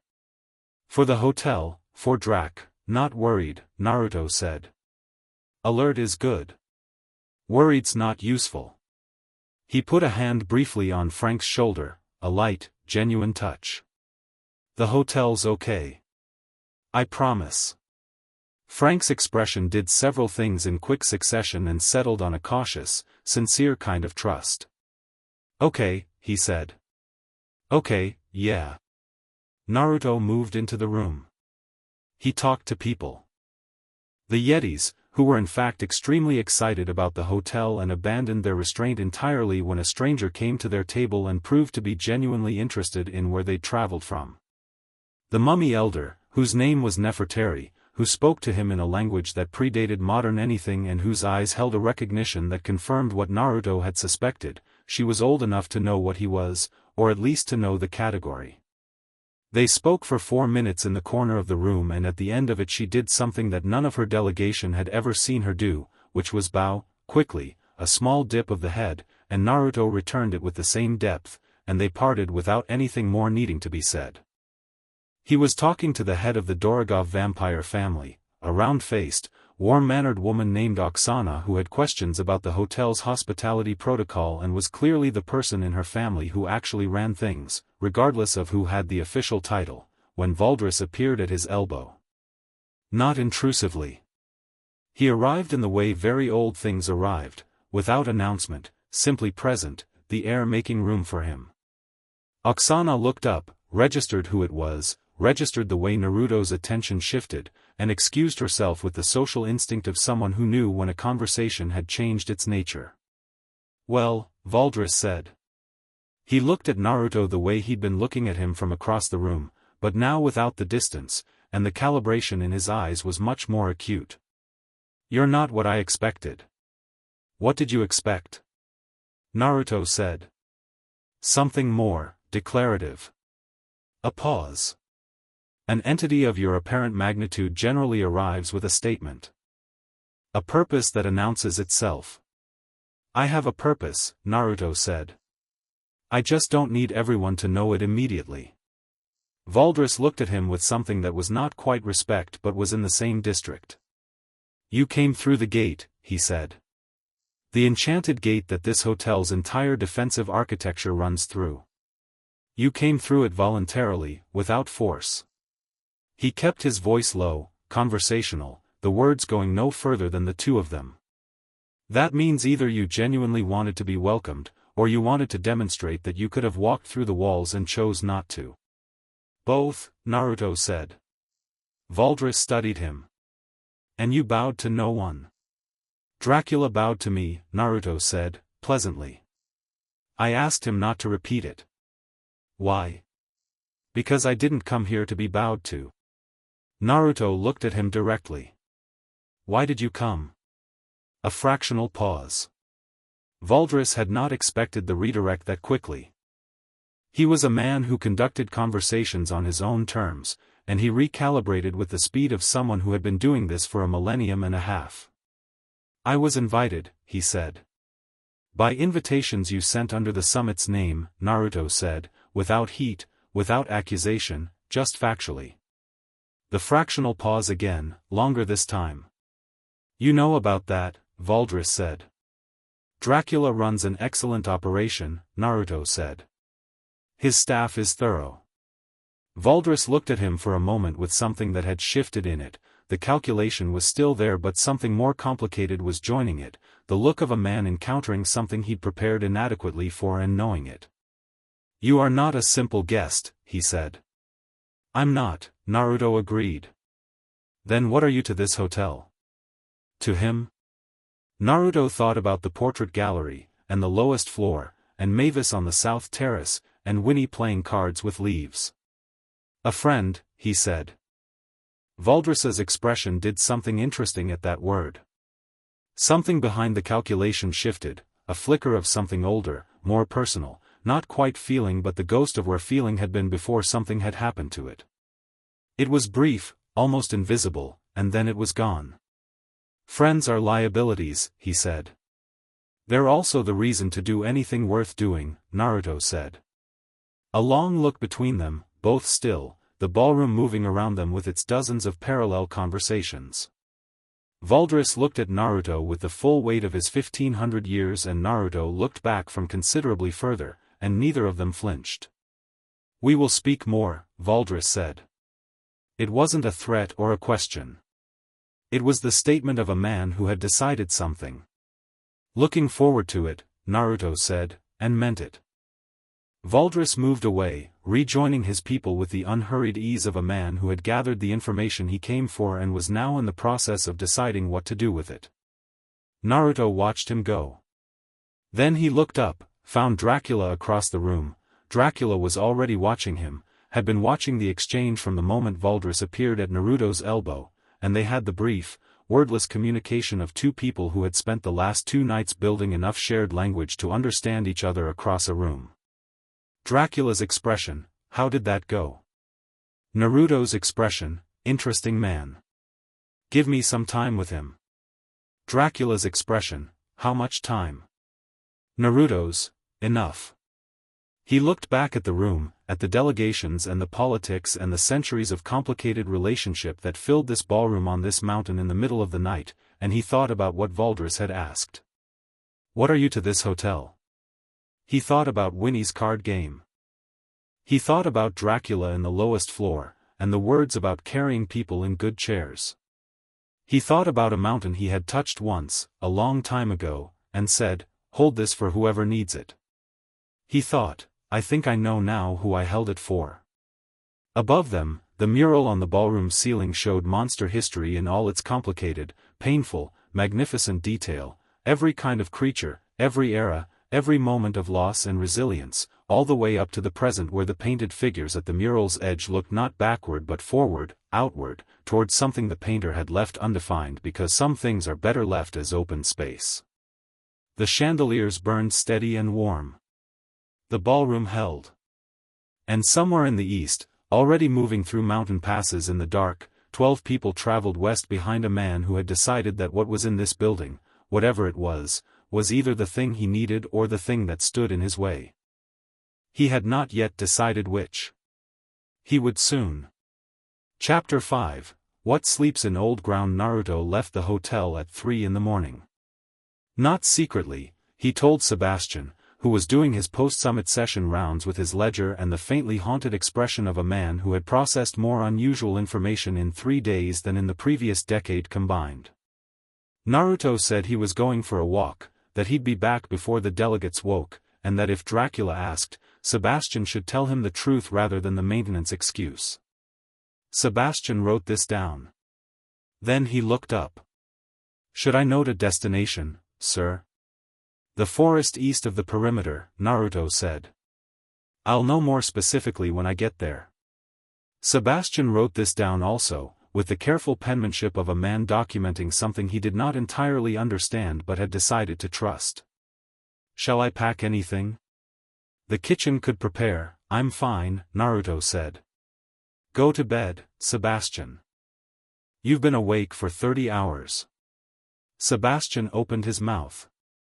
The hotel will not fall apart if you sleep, Naruto said. I've been checking the wards all week. They're solid. Nothing's getting through them tonight. Another pause. Then Sebastian did something Naruto suspected he hadn't done voluntarily in about 40 years, he closed his ledger, tucked it under his arm, and said, "Good night, sir," with the quality of someone who had been given permission they'd forgotten they needed. Naruto went out through the kitchen entrance rather than the main gate, not for secrecy but because the kitchen entrance opened onto the service path that ran along the hotel's south side and connected to the mountain's lower forest trails, and it was a route he'd already mapped in his first evening of wandering. The night outside was cold and clear and very dark, the kind of dark you only got above the tree line on a moonless night, and he stood in it for a moment with his eyes closed and just breathed. The mountain air tasted old. It always did up here. The cold preserved something in it, kept it from the human world's gradual accumulation of noise and exhaust and the particular chemical signature of too many people in too small a space. He'd been in the hotel for days now, and the hotel was good, genuinely good, but it was also full of creatures, full of energy, full of the summit's charged atmosphere and Valdres's careful presence and the political weight of 30 years of relationships being renegotiated in real time. He'd needed this. The outside. The dark. The old air. He started walking. The forest began about 200 meters below the hotel's outer perimeter wall, where the landscaped terraces gave way to the mountain's natural grade and the planted garden species gave way to the native growth, old spruce and fir, some of them easily 300 years old, their lower branches bare from the altitude and the snow weight, their upper canopies dense and dark. The forest floor was a mix of rock and root and the particular thick silence of very old trees, which absorbed sound differently from younger growth and made the air feel contained, specific. Naruto moved through it without a torch. He didn't need one. The divine energy in him, all of it back now, nothing sealed, nothing suppressed, ran at a frequency that extended well past ordinary human senses, and in the dark his awareness of the forest was not visual exactly but complete. He felt the trees individually, the network of their root systems, the slow conversation of fungal threads connecting them underground. He felt the animals, a family of red foxes in a den about 80 meters north, the adults asleep and the kits moving restlessly. Several deer on the eastern slope, alert and still in the way deer went still when they felt something large moving.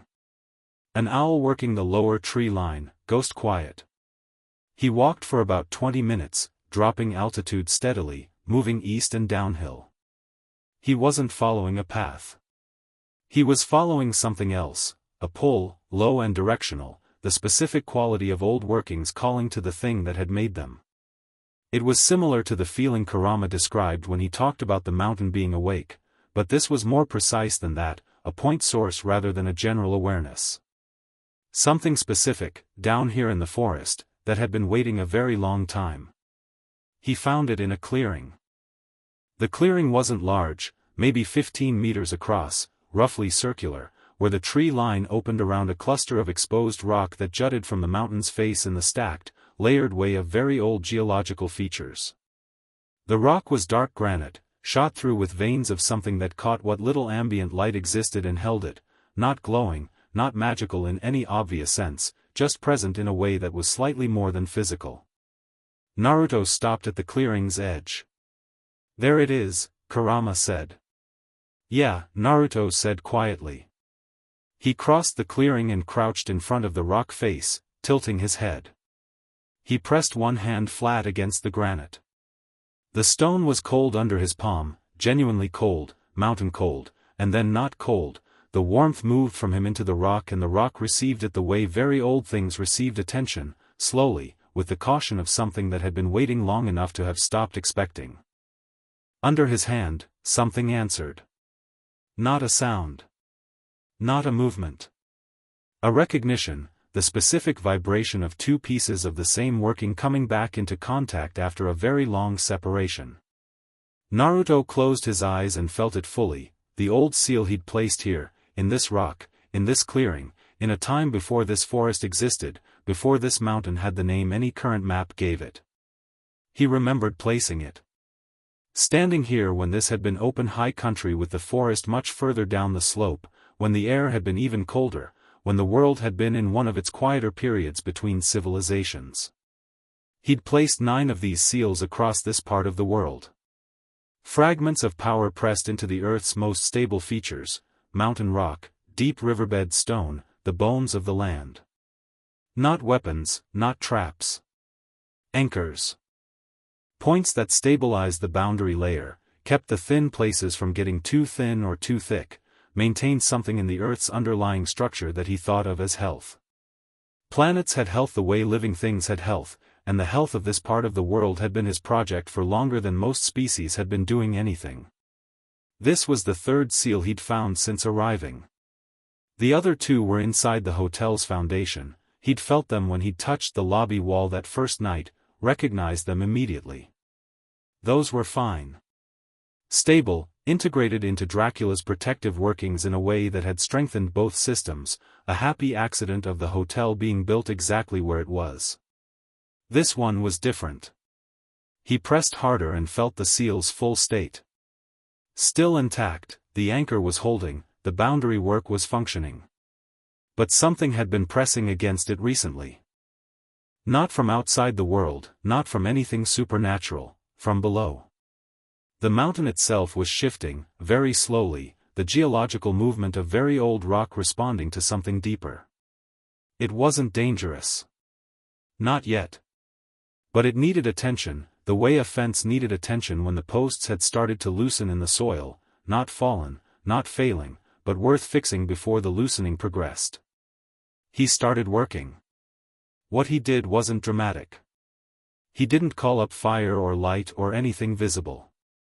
He sat cross-legged in front of the rock face with both hands flat against the granite, and he let the divine energy move through him into the seal, finding the loose places, reinforcing them, adjusting the working to account for the geological shift with the patience of a craftsperson doing maintenance on something they'd built well but not built for permanence. The work was careful and specific and took about 40 minutes, and when he was done the seal felt solid and well seated, and the warmth in the rock persisted for several minutes after he took his hands away. He sat back on his heels. 6 more to find, Kurama said. I know where they are, roughly. It can wait. He looked at the rock. This one needed it more than the others. Because of the summit? Because of what's gathering, Naruto said. Stress in the surface affects the deeper layers. Emotional energy, collective anxiety, it sounds abstract but it's real. This mountain's been absorbing the hotel's history for 300 years. It can hold it. But the summit plus Valdris plus whatever happens next, that's a lot of concentrated energy in a small area. He stretched his hands, the way you stretch them after detailed work. I'm being careful. You're being a caretaker, Kurama said, with the slight softness he used when he was acknowledging something real and didn't want to be obvious about it. You always were, underneath everything else. Don't get sentimental, Naruto said. I'm not sentimental. I'm accurate. There's a difference. Naruto stood up. He looked at the clearing, the exposed rock, the dark trees around the perimeter. The fox's den was still in the same direction, he could feel the kits more clearly now, settled, the restlessness gone. The deer were still on the eastern slope. The owl was somewhere above him in the canopy. Then something in the forest to the east went wrong. Not loudly. The deer reacted first, he felt them before he heard them, the sudden sharp alert of large prey animals reading something predatory in the air, and then the sound of them moving, hooves on rock, east slope dropping away fast. The owl left its hunting perch. The foxes in their den went completely, tightly still. 3 seconds later, the first of them came through the tree line. They came from the east, which told him they'd approached from the mountain passes, which told him they'd been traveling since before midnight, which told him Kurama's estimate of Valdris's movement had been right. But these weren't Valdris. Valdris was coming for the summit, moving through legitimate channels, arriving with calculated propriety. These were something else. They moved through the forest with the particular quality of people trying to be silent and having enough training to be mostly successful, which in itself was information. Most of Valdris's obvious retinue were old vampires who moved silently as a physiological default. These were different creatures. 3 of them, moving in the spread formation of people who'd been trained to work together, coming from different angles toward the clearing. Naruto was standing in the middle of the clearing with his hands in his jacket pockets. The first one broke the tree line and stopped. He was large, goblin, but not the small trade consortium type, the other kind, mountain-bred, tall and gray-skinned and carrying himself with the physical authority of someone who had spent considerable time as muscle rather than a merchant. He had the functional battle workings on him that Kurama had flagged, fresh maintenance, recently activated. He looked at the blond man in the orange jacket standing in the middle of the clearing, and his expression went through a rapid and complicated series of adjustments. The second came through the south tree line. Vampire, young as vampires went, maybe 400 years old, with the specific controlled stillness that vampires used as a dominance display. She looked at Naruto and did something that the goblin hadn't done and that suggested sharper instincts. She stopped her approach immediately, rather than continuing it. The third came from the north. Another vampire, older, who had the careful precise movements of someone very experienced. He also stopped when he saw Naruto. He looked at his companions. Something passed between them. Naruto waited. "You're in restricted territory," the goblin said, finally. His voice was deep and had the flat delivery of a professional, someone reading from the script of a job they'd been sent to do. "This area has been claimed by—" "No, it hasn't," Naruto said pleasantly. A pause. "Lord Valdris's advance team has established, the mountain doesn't belong to Valdris," Naruto said. "Or to anyone else who's been alive less than 1,000 years, and even then it's complicated." He looked at the goblin. "I know what you were sent to do. You came ahead to find what arrived at the hotel, assess it, report back. Reasonable strategy." He looked at all three of them. "So here's what I'll do for you, I'll tell you what I am so you can report it accurately. That's more efficient than you trying to figure it out and getting it wrong." The younger vampire made a small sound that might have been the beginning of something. "Fox God," Naruto said, before she could continue. "Uzumaki Naruto. The workings in this rock are mine. The protective enchantments in the mountain's foundation are mine, placed here before any of your family lines existed. I have been a guest at Hotel Transylvania for 4 days and I intend to remain one." He looked at each of them in turn, unhurried. "Tell Valdris exactly that. Don't embellish. Don't minimize." A pause. "And stop activating the battle workings. I can feel them from here and all three of them together aren't close to the threshold where they'd matter." The older vampire, the experienced one, had gone very still in the way that distinguished the genuinely old and competent from those who were merely old. He was reading the clearing. Reading the rock. Reading the air around Naruto with the specific sensory apparatus of a vampire who had lived long enough to know what old power felt like. His face changed. Not dramatically, it was a small change, a reordering around the eyes, a particular quality of reassessment. He looked at the goblin. He looked at the younger vampire. "We're leaving," he said quietly. "He's alone," the goblin said. "The parameters of the assignment, we're leaving," the older vampire said again. His voice didn't rise. It didn't need to. The goblin looked at Naruto one more time. Then at the rock behind him, the dark granite with its veins of caught light. Something in the goblin's own ancient instincts, something pre-rational, pre-tactical, something that lived deeper than training, apparently sent him a message. His shoulders dropped fractionally. The battle working went dormant. "Withdraw north," the older vampire said. "Back through the passes." They went. The tree line swallowed them cleanly, and within 2 minutes the forest sounds were returning, the owl first, then the deer, distant now, and the foxes in their den beginning to move again with the loose, unconcerned movement of animals who had concluded the threat was over. Naruto stood in the clearing for a moment after they were gone. "The older one knew," Kurama said. "Yeah." He felt the seal work. Naruto looked at the tree line where they'd disappeared. "He'll report accurately. He's the type. Which means Valdris gets the real information. Which means Valdris arrives knowing what he's walking into," Naruto said. "Good." He turned and started back up the mountain toward the hotel.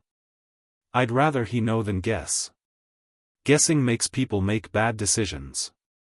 And knowing? Knowing makes smart people make good ones." He walked through the dark forest, the old trees closing behind him. We'll see which kind he is.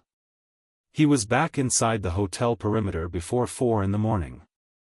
The kitchen entrance was unlocked. It was always unlocked from the inside because the night kitchen staff needed access to the delivery point, and the kitchen itself was quiet, the between shifts lull when the overnight prep was done and the morning crew hadn't arrived.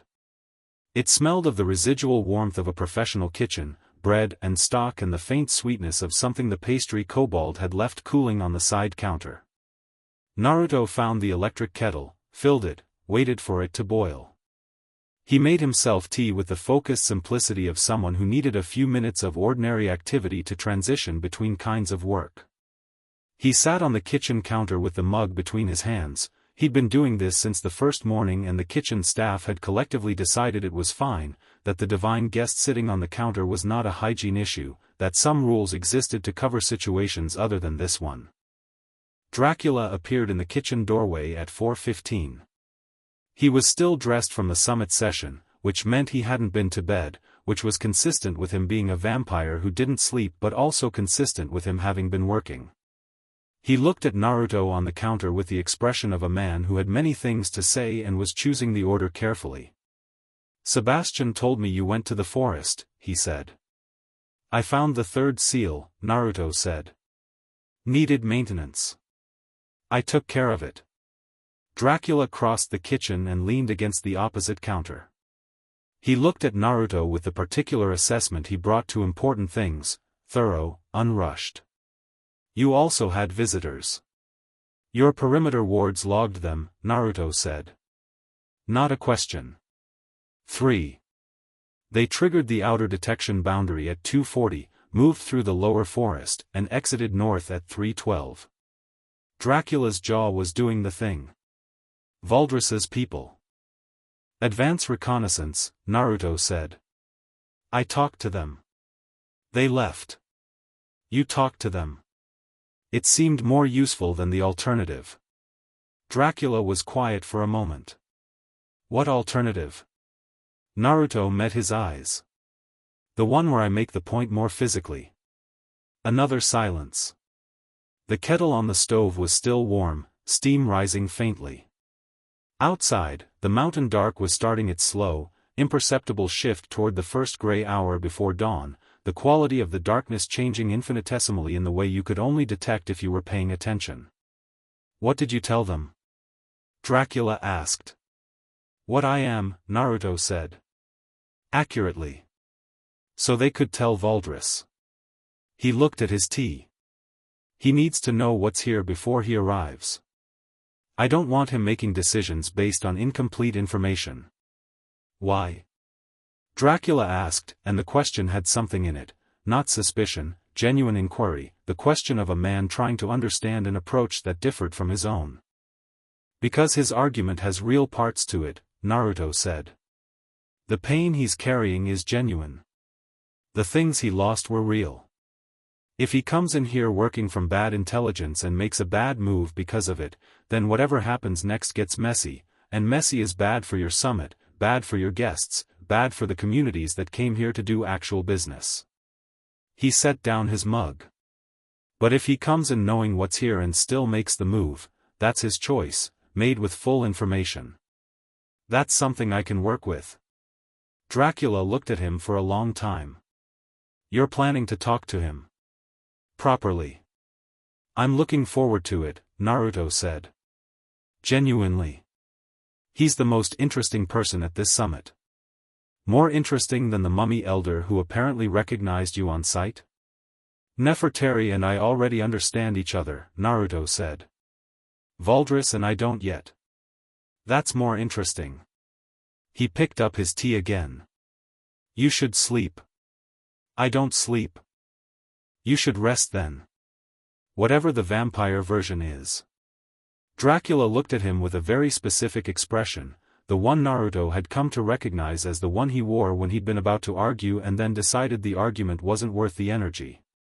"The second summit session begins at midnight tomorrow. Valdris will arrive tomorrow evening." "I know," Naruto said. "He will not arrive alone. His full retinue, plus whoever else he's managed to mobilize. My security staff is excellent, Naruto said. Sebastian has the perimeter wards running at full capacity. Your detection system is comprehensive. The hotel's foundations are the most stable I've reinforced in 3 centuries. He looked at Dracula steadily. I'm not going to let anything happen to this place. He said it simply, without drama, without the particular quality of a promise designed to be impressive. He said it the way you stated a fact, flat and certain and already true. Dracula heard it that way. Something in his posture changed slightly, a small release, a loosening of the management, the careful maintenance quality that he wore like a second coat. It didn't disappear. It just eased. The delegates are asking about you, he said. Quietly.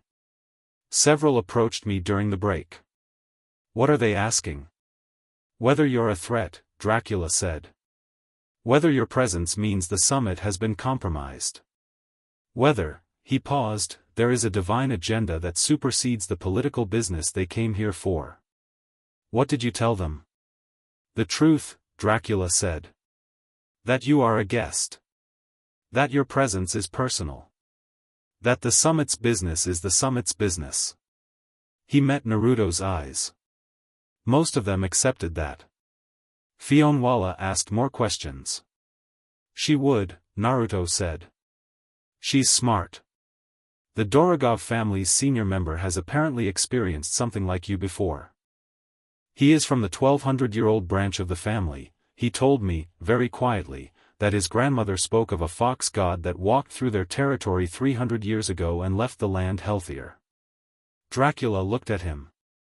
He wanted me to convey his family's gratitude. Something moved through Naruto's expression, warm, brief, the specific kind of feeling that came from a very long thread of consequence becoming suddenly visible. He was quiet for a moment. Tell him it was my pleasure, he said. Dracula nodded.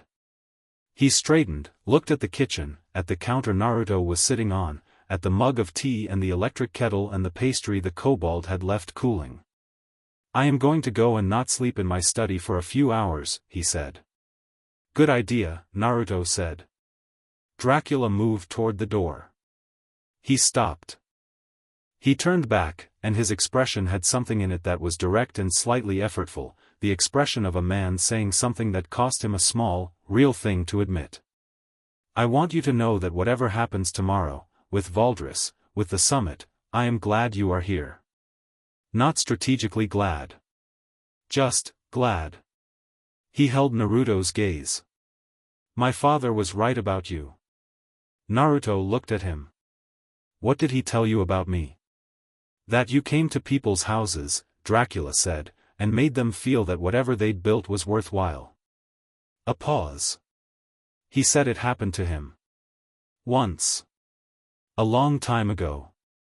He said it simply, with the economy of a man who has arrived at a feeling too large for elaboration. Naruto was quiet for a long moment. Your father was a good man, he said. He built well and he taught you well. He looked at the kitchen wall, the stone of it, the warmth of the hotel in it. He was very proud of you. I remember thinking, this man loves his son more than he's afraid of what the world might do to him, and that's the rarest thing. He looked back at Dracula. He was right to be proud. The kitchen was very quiet. Dracula stood in the doorway for a moment longer. Then he said, very quietly, thank you, and left. Naruto sat with his tea until it was gone and then sat a little longer. Above him the hotel was still, the full house sleeping or resting or doing whatever its various inhabitants did in the small hours, the warmth of them all distributed through the walls and floors and ceilings, 300 years of Dracula's work and his wife's work and now the new generation's early contributions woven through it. The old workings in the foundation were steady and well maintained. The seal in the forest below was solid. He felt the 6 remaining seals, scattered across the mountain's territory, each one a point of attention, like notes in a slow chord. He thought about what Kurama had said. You always were, underneath everything else. A caretaker. He thought about Valdris, traveling through the mountain passes in the dark, arriving tomorrow with 1,500 years of accumulated loss and the bright, terrible certainty of someone who had decided what the solution was and needed it to be right because the alternative was that all that loss was pointless. He understood that certainty. He had carried versions of it himself, in various forms, across a very long time. Understanding it was not the same as letting it win. He got up, washed his mug, set it on the drying rack with the deliberate tidiness of someone who respected other people's workspaces. He walked out of the kitchen. He went through the corridors, past the portrait gallery where Dracula's wife looked out of her frame with her good smile, past the east wing where the enchanted ceiling in his suite was probably showing that improbable blue sky, through the lobby where the founding inscription caught the early pre-dawn gray coming through the high windows. He stopped at the main doors, opened one, and stood in the doorway looking at the closed gate. The new chains were bright. The mountain dropped away below in its full dark depth, and the sky to the east was the very first fractional lightening of the horizon that preceded the gray hour, still almost imperceptible but there. "I know," Naruto said, to the mountain, quietly, the way you spoke to something that wasn't quite alive in any familiar sense but that had been paying attention for long enough that it deserved acknowledgement. "He's coming. It'll be okay." The mountain was quiet in the way mountains were always quiet, absolute, patient, so far past urgency that urgency looked like a small animal from its perspective. But somewhere in the rock below the foundation, in the sealed points, in the old workings, something settled. Like a breath drawn in and held comfortably, the held breath of something that had been told it didn't need to worry and had decided, after consideration, to believe it. Naruto closed the door. He went to bed. Outside, the dawn was still an hour away, and the mountain waited, and the hotel held its warmth, and in the passes to the east, Valdris traveled with his people through the last of the night with 1,500 years of purpose in every step, and the sky above him was the same sky above the hotel, the same stars, the same cold, the same indifferent ancient dark that held everything equally and asked nothing of any of it. The morning was coming. What it brought with it had already been set in motion. Chapter 6, The Weight of Old Arguments. Valdris arrived at 6 in the evening. Not through the main gate. That was the first thing. He came to the hotel's front entrance via the mountain road, the actual road, the legitimate approach, and he arrived in a single coach rather than the dramatic formation his advance team's departure might have suggested he'd favor. The coach was old and well-maintained, pulled by 2 black horses that were not regular horses but moved with the contained patience of animals that had learned restraint from a long-restrained master. His retinue traveled behind on foot, 12 of them, in the measured formation of people who had decided what statement they wanted to make and had made it. "We are not hiding, we are not rushing, we are arriving." Sebastian received them at the gate with his ledger. Valdris looked at the ledger. He looked at Sebastian. Something passed across his face that was the very brief ghost of something like appreciation for the straightforwardness of the gesture. A man with a ledger, doing his job, requiring nothing more and nothing less than the ordinary protocols of a properly run establishment. "Valdris," he said. "Party of 13. Sebastian found the entry, noted the arrival time, allocated the rooms that had been prepared with the same care as every other delegation's rooms.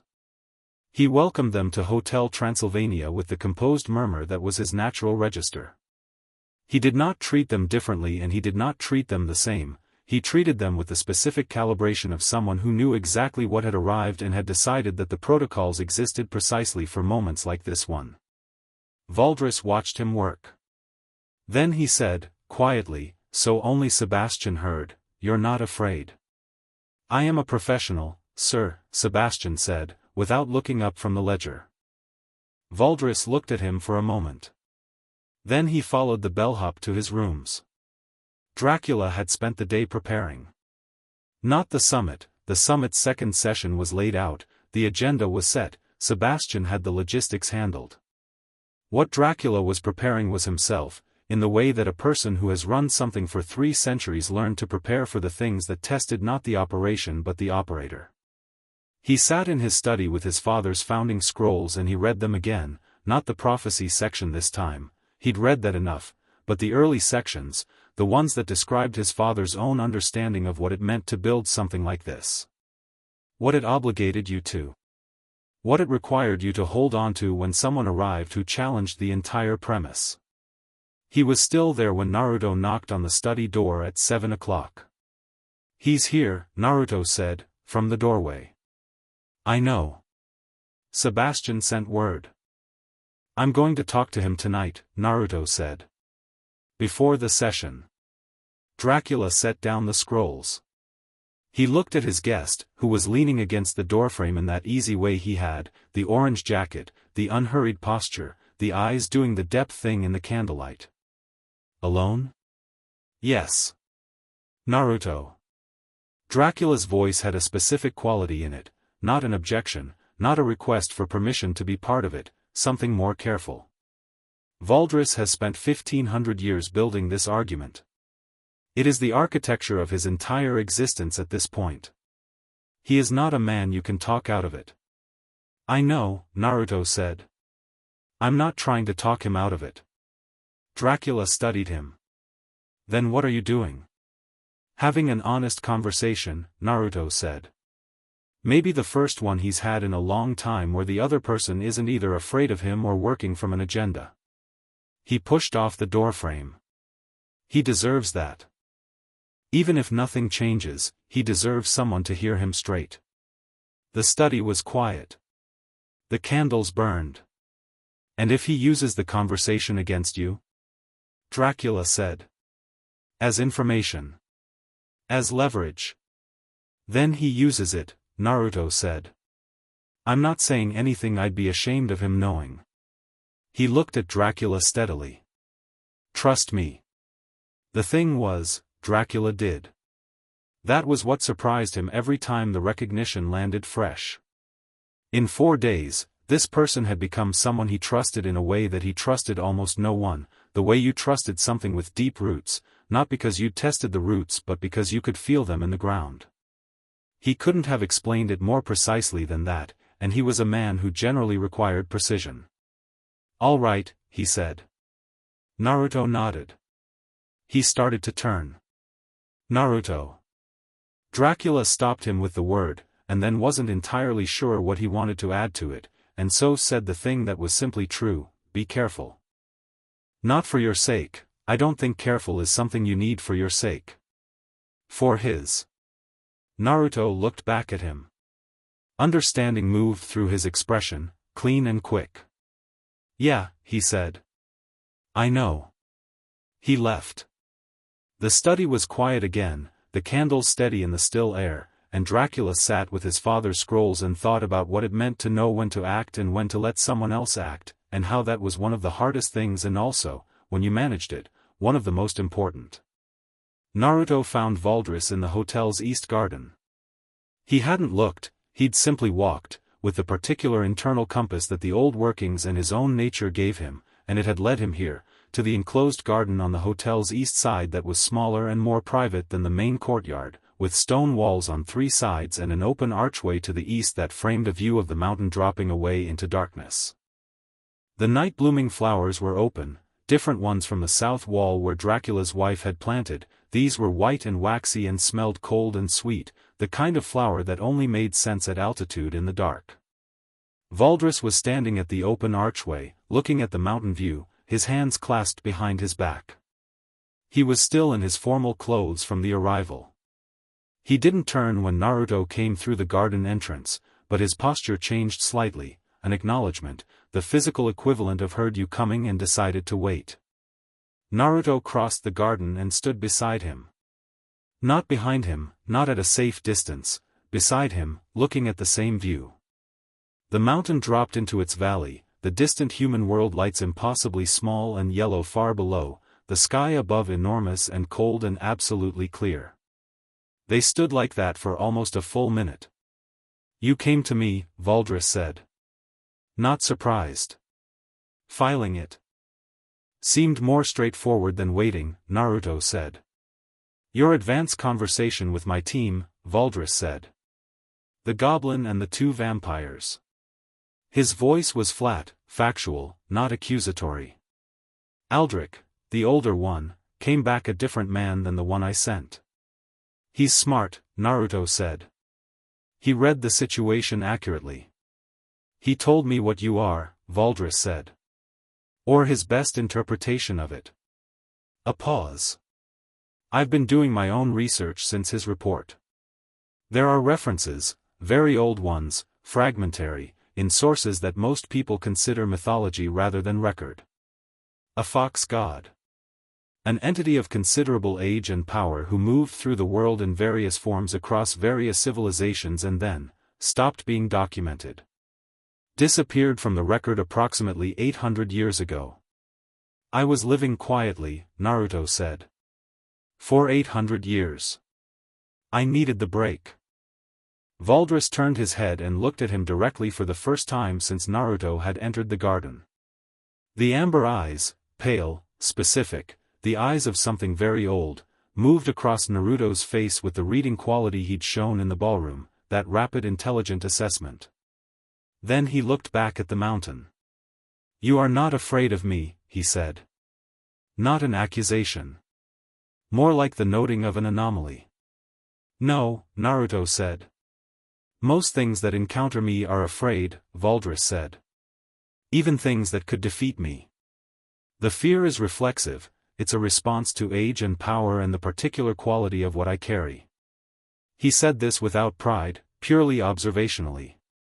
You are not afraid and you are not performing calm to disguise fear. You are simply not afraid. I'm not afraid of you, Naruto said. I'm paying attention to you. Those aren't the same thing. Another silence. One of the white flowers near them was moving slightly in a mountain breeze that barely registered as wind, just the slow pulse of cold air moving down the slope. The smell of it was clean, almost startlingly clean. Then I'll be direct, Valdris said. What are you doing here? I told the room last night, Naruto said. I feel at home here. That's not a sufficient answer for why an entity of your apparent age and capability is resident in a hotel on a Transylvanian mountain during a monster summit, Valdris said. You are here with intention. Everything you've done since arriving has been intentional, the way you entered, the way you addressed the room, the conversation with my people in the forest. He turned to face Naruto fully, and the full weight of 1500 years was in the look, patient, precise, deeply experienced with exactly this kind of conversation. What do you want? Naruto turned to face him in return. He looked at Valdris the same way Valdris was looking at him, full attention, nothing hidden, no management. I want this hotel to keep standing, Naruto said. I want the things Dracula built here to continue. I want the monster communities who came to this summit to leave with something that helps them, and I want what happens here to not become a reason for the human world to come up this mountain with bad intentions. He paused. That's what I want. Simple conservatism, Valdris said. Preservation of the status quo. Not conservatism, Naruto said. The status quo isn't good enough and I know it. I have the same information you do about what the retreat cost, I've walked through the communities, I've felt what the hiding did to people's sense of themselves. I'm not telling you that was free. I know it wasn't. Something in Valdris's expression shifted, a fractional opening, the kind that happened when someone said the thing you expected them to deny and the denial became impossible. Then you understand my argument, he said. I understand it completely, Naruto said. Monsterkind spent centuries folding itself smaller and smaller to accommodate a human world that was never going to fully accept it anyway. The hiding cost dignity. Cost identity. Cost the sense of legitimate existence that every creature deserves. Valdris, he said the name without weight, just as address, you're right about all of that. The silence that followed this was different from the ones before. Valdris was still, but it was the stillness of someone receiving something unexpected, something their full preparedness hadn't quite covered. And the solution? Valdris said, carefully. The solution you're proposing is conquest, Naruto said. Reassertion of monster dominance. Making humans afraid again as the corrective to monsters having been afraid. He held Valdris's gaze. And that's where you lose me. Because it's wrong? Valdris said, and his voice had an edge in it now, not anger, something more controlled than anger, the edge of someone who has had this argument before and knows every counterpoint and is tired of them. Because it doesn't work, Naruto said. I've watched it not work more times than you've been alive. Not in this specific form, conquest looks different in different eras, but the structure is the same. You take what you lost by force and you hold it by force, and the holding requires everything you have, and eventually you run out of force, and the thing you were trying to protect is worse than before because now it's been defended by violence, and violence invites violence back. He didn't raise his voice. Didn't need to. The words landed flat and certain. I'm not giving you a moral argument. I'm giving you a practical one. It has never worked. Not once. Not anywhere. Valdris's jaw tightened. You've watched, he said. From what distance? From the perspective of something that cannot be harmed, cannot be diminished, cannot lose what I have lost? His voice stayed controlled, but something in it was raw, the rawness of an old wound that had never fully closed. You speak about the cost of the retreat with the vocabulary of someone who observed it. I lived it. My people lived it. My domain, my home, everything I built, everything my family built over 1,000 years, was burned by a mob carrying torches bought with coins from a blacksmith who had paid tribute to my house for 40 years. The control cracked at the edges, just slightly, just enough to be real. Do not tell me the cost. I paid it. The garden was very quiet. The white flowers moved in the faint cold air. Naruto looked at Valdris, and he didn't argue, and he didn't deflect, and he didn't manage his expression into something neutral. He let the weight of what had just been said sit fully in the space between them, because it deserved to sit there, because it was real, because dismissing it would be a kind of violence of its own. I know, he said. Quietly. I believe you completely. Valdris looked at him. The rawness was still at the edges of his expression, fighting with the control that 1,500 years of necessity had built around it. I've lost things, Naruto said. Not the same things as you. Not in the same way. But I know what it is to watch something you built, something you loved, something that was the shape of your entire life, get destroyed by people who were afraid of it. He didn't perform the grief. It was simply there in his voice, factual and old. And I know what it is to want to answer that destruction with something big enough to match it. To feel like anything less than an enormous response is a failure to honor what was lost. Valdris was watching him. But here's what I learned, Naruto said. The enormous response, the conquest, the reassertion of dominance, it doesn't honor what was lost. It just makes something else happen that someone else will eventually have to mourn. He looked at the mountain view, the valley lights impossibly far below. What honors what you lost is building something else. Something better. Something that exists not because it can force itself on the world but because it's too valuable to destroy. He gestured toward the hotel behind them, briefly, just a movement of his head. Like this. Dracula's hotel, Valdris said. The flatness in his voice was back, covering the rawness. The hotel, Naruto agreed. Which has survived everything. Every mob, every political shift, every generation of human expansion. Not because it's unconquerable, it's not physically. Because what it does is necessary, and because what it does is visible enough to the right people and invisible enough to the wrong ones. He looked at Valdris. That's not cowardice. That's engineering. Valdris was quiet for a long time. The mountain air moved between them. You make it sound simple, he said. I'm not saying it's simple, Naruto said.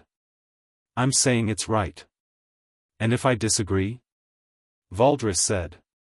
The question had a specific quality, not a threat, genuine inquiry, the question of a man testing the edges of a conversation to understand its real boundaries. Then you disagree, Naruto said. You're allowed. You've earned the right to your own conclusions through everything you've survived. He met Valdris's eyes directly. But if you stand up in that ballroom tomorrow night and use this summit, these communities, these people who came here in good faith, as a platform for a campaign that I believe will get people killed, I'll stop you. The words landed without heat, without drama, without any of the conventional markers of a threat or a warning. They were simply true, delivered with the same flat certainty as everything else he'd said, and they landed accordingly. Valdris looked at him for a long, still moment. "You'd stop me," he said. "Yes." "How?" "However is necessary," Naruto said. "But not in a way that hurts you or your people. And not in a way that damages the summit." He paused. "Because that's not the point. The point is that these communities deserve their summit. They came here for real reasons. Whatever you and I are working out right now is our business, it shouldn't land on them." Valdris stared at him. Something moved through his expression, the full calculation of a very intelligent, very experienced man processing something he hadn't expected and wasn't sure how to categorize. He was looking for the angle, the manipulation, the political machinery underneath the words. He was looking for it because 1500 years had taught him that everyone had one. He didn't find it. This was, Naruto knew, the most unsettling thing he could have done to Valdris. Not the declaration of power, not the casual certainty, not even the acknowledgement of his grief. The most unsettling thing was the absence of an agenda. Valdris had spent 15 centuries in a world where everything had an agenda, where power always wanted something, where generosity was the longest form of manipulation. The idea of something simply meaning what it said was, at this point in Valdris's life, almost incomprehensible. "I sent the unauthorized invitations," Valdris said. "Not an apology. A disclosure. The delegates that arrived outside your registration, I contacted them. I used the summit's name without Dracula's authorization." "I know," Naruto said. "I plan to use the floor tomorrow night," Valdris said. "To make the argument publicly, in front of the full assembly. To call for a vote, formal, binding under monster community law, on whether the retreat should end. Whether monster kind should begin reclaiming territory." "I know," Naruto said. "And you're telling me not to." "I'm telling you what will happen if you do," Naruto said. "That's different."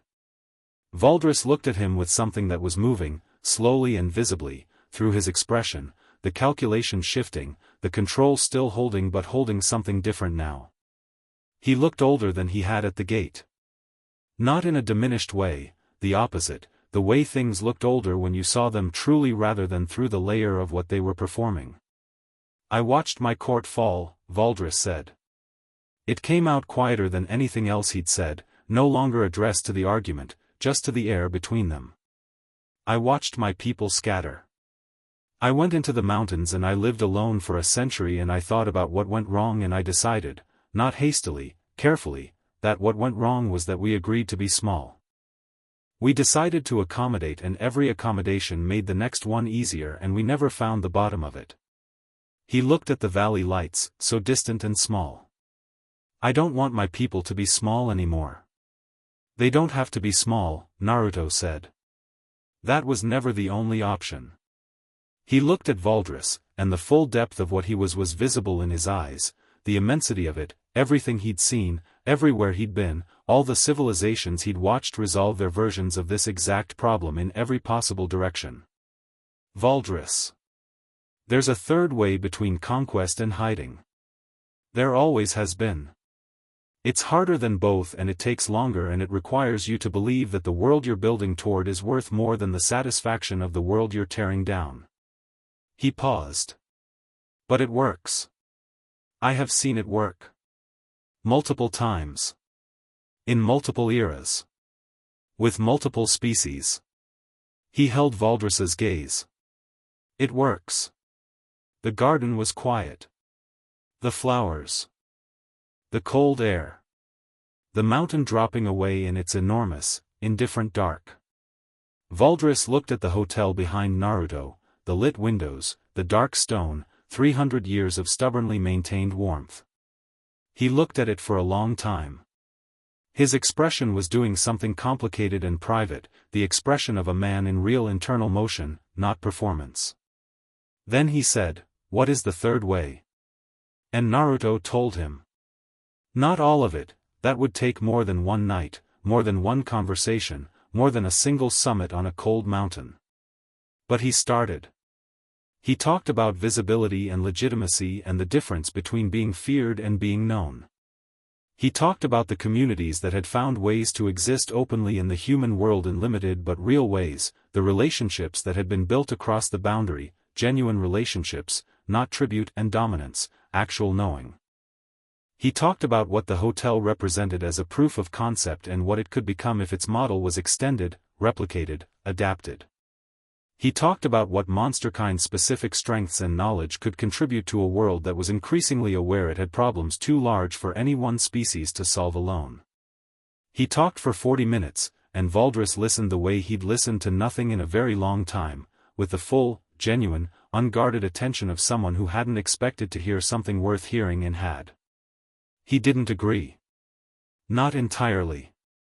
Not that night. He pushed back on several points with the precision of a mind that had spent centuries on these questions and had good counterarguments, and Naruto engaged with every one of them honestly, and twice he conceded that Valdris had identified a genuine weakness in his position, and both times Valdris went still for a moment because that, the honest concession, from something that had no reason to pretend to be wrong, was the thing that kept catching him off guard. When they finally stopped, the mountain had gone fully dark and the summit's second session was 40 minutes from starting and the hotel was alive with the sounds of delegates moving through corridors and the kitchen finishing the evening service and Sebastian doing his rounds. Valdris looked at the closed garden entrance. Then back at Naruto. "I have not changed my position," he said. "I know," Naruto said. "I will attend the session tonight," Valdris said.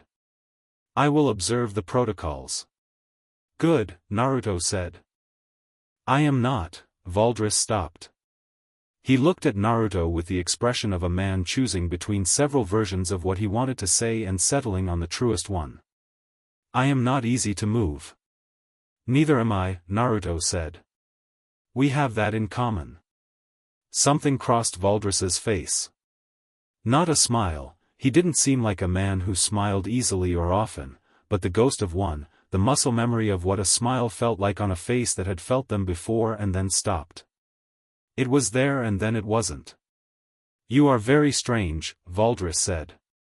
"I've been told," Naruto said. Valdris crossed the garden and went through the entrance back toward the hotel without another word, his measured unhurried walk unchanged, his retinue falling into formation behind him from wherever they'd been waiting. He didn't look back. Naruto stood in the garden for a few minutes after he was gone. The white flowers. The mountain view. The cold sweet smell of the altitude night. He heard Dracula before he saw him, a slight sound in the corridor beyond the garden archway, the specific careful non-footstep of a vampire who was trying not to be heard and was mostly succeeding. "You can come in," Naruto said. Dracula came through the archway. He looked at Naruto with the complete, unmanaged expression of a man who had been listening for as long as the conversation had run and had not prepared for what he'd heard. "You were out here for over an hour," he said. "I know." "He didn't," Dracula stopped. "He listened to you." "He did." Valdris, Dracula said, with the specific quality of a man saying a name he spent years associating with intractability, listened. "He's not converted," Naruto said. "Don't think that. He's still carrying everything he came here with. But he's thinking now, really thinking, not just marshalling arguments." He looked at the garden entrance where Valdris had left. "That's the best first conversation can do. Plant something. Give the thinking room to happen." He glanced at Dracula. "The rest is up to him." Dracula stood in the garden and looked at Naruto with an expression that was trying to be neutral and was not quite succeeding. "How?" he said, finally. "Just that. I told him the truth," Naruto said. His truth and mine. No agenda. He shrugged slightly. That's usually enough to at least open the door. Dracula was quiet for a moment. Then, with the specific dry quality he deployed when he was moved and didn't want to be obvious about it, you said the status quo wasn't good enough. It's not, Naruto said. You know it's not. I know, Dracula said. I have been, he paused, chose his words carefully, constructing the courage to address that for some time. Mavis has some ideas, Naruto said, casually, and watched Dracula's expression do a specific thing at his daughter's name. She's spoken to you, Dracula said. The night on the South Terrace, Naruto said. She wasn't asking me, she was figuring it out while she talked. She knows what she wants to do. She just needs you to tell her she's not undoing what you built by adding to it. Dracula looked at him for a long moment. The study of a man confronting something he'd been circling. Then, quietly, she's not. Tell her, Naruto said. Not me. The ballroom sounds were building through the hotel, the summit's second session gathering itself, the delegates converging, the event that Dracula had spent 30 years building running its course. Tomorrow's session would be the full assembly. Everything they discussed, everything Valdris was now thinking, everything the delegations had brought with them, it would all arrive in that room at once. Dracula straightened his jacket. The motion of a man returning to the work he was built for. Shall we? Naruto looked at the hotel. The light from a dozen windows laying rectangles across the dark garden. The stone walls, the old workings, his wife's flowers on the south wall. The mountain below and the mountain above and the sky above that, enormous and clear. Yeah, he said. Let's go. They walked back through the garden together, through the archway, into the corridor, into the warmth and sound of the hotel moving through its night, and behind them the white flowers released their cold sweet smell into the dark air, and the mountain held everything the way it always had, steady and patient and very, very old. In his room on the hotel's east wing, Valdris stood at his window and looked at the mountain and thought about a third way, and whether he believed it existed, and whether the fact that something so old believed it so completely, with such flat, undramatic certainty, meant anything, and whether meaning anything was enough. He did not sleep. But for the first time in many years, he was thinking about something other than what he intended to destroy. Chapter 7, When the Hotel Burns. The attack came at 2 a.m, during the summit's second session, when the ballroom was fullest. Not from Valdris. That was the first thing Naruto understood when the outer wards triggered, a cascade of alerts moving through the hotel's foundation like a struck bell, felt before heard, the protective workings responding to something that was not Valdris's measured approach and not his retinue and not anything that had announced itself through any of the channels Sebastian had been monitoring. Something had come up the mountain from the west, from the direction no one had been watching because no one had been expected from the west, and it had hit the outer perimeter with enough force to light up every detection layer simultaneously. Naruto was in the ballroom when it happened. He felt the wards go and was moving before the sound reached the room, before the lights flickered, before the first crack of something hitting stone came through the walls, and he was through the ballroom's main doors and into the corridor and at the hotel's front entrance in the time it took most people in the room to register that something had changed. He opened the front doors. The west perimeter wall had a hole in it.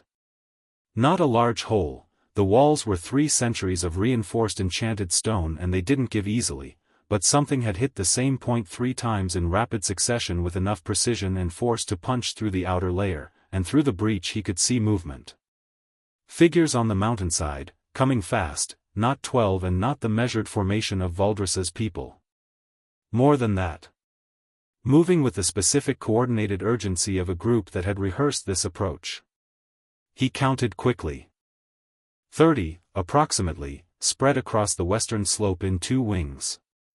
Vampires and something else, larger shapes moving between the vampires, low and fast, that took him a moment to identify. Revenants. Old ones, probably, the specific heavy, ground-eating movement of revenants that had been active for centuries rather than recently raised, the ones that had learned to move like predators rather than dead weight. He stood in the hotel doorway and took the full picture in. Not Valdris, Kurama said. No, Naruto agreed. Someone who wanted us looking at Valdris. Someone who knew about the summit. Knew the timing. Knew the west perimeter was the thinner approach. Someone with good intelligence. He watched the figures coming up the slope. And someone who decided that whatever I am isn't a deterrent. Underestimating us, Kurama said, with a flatness that was the precursor to something much less flat. Or they don't know yet, Naruto said. Valdris's team found out what I am and withdrew. These people didn't get that briefing. He stepped out of the doorway onto the front steps.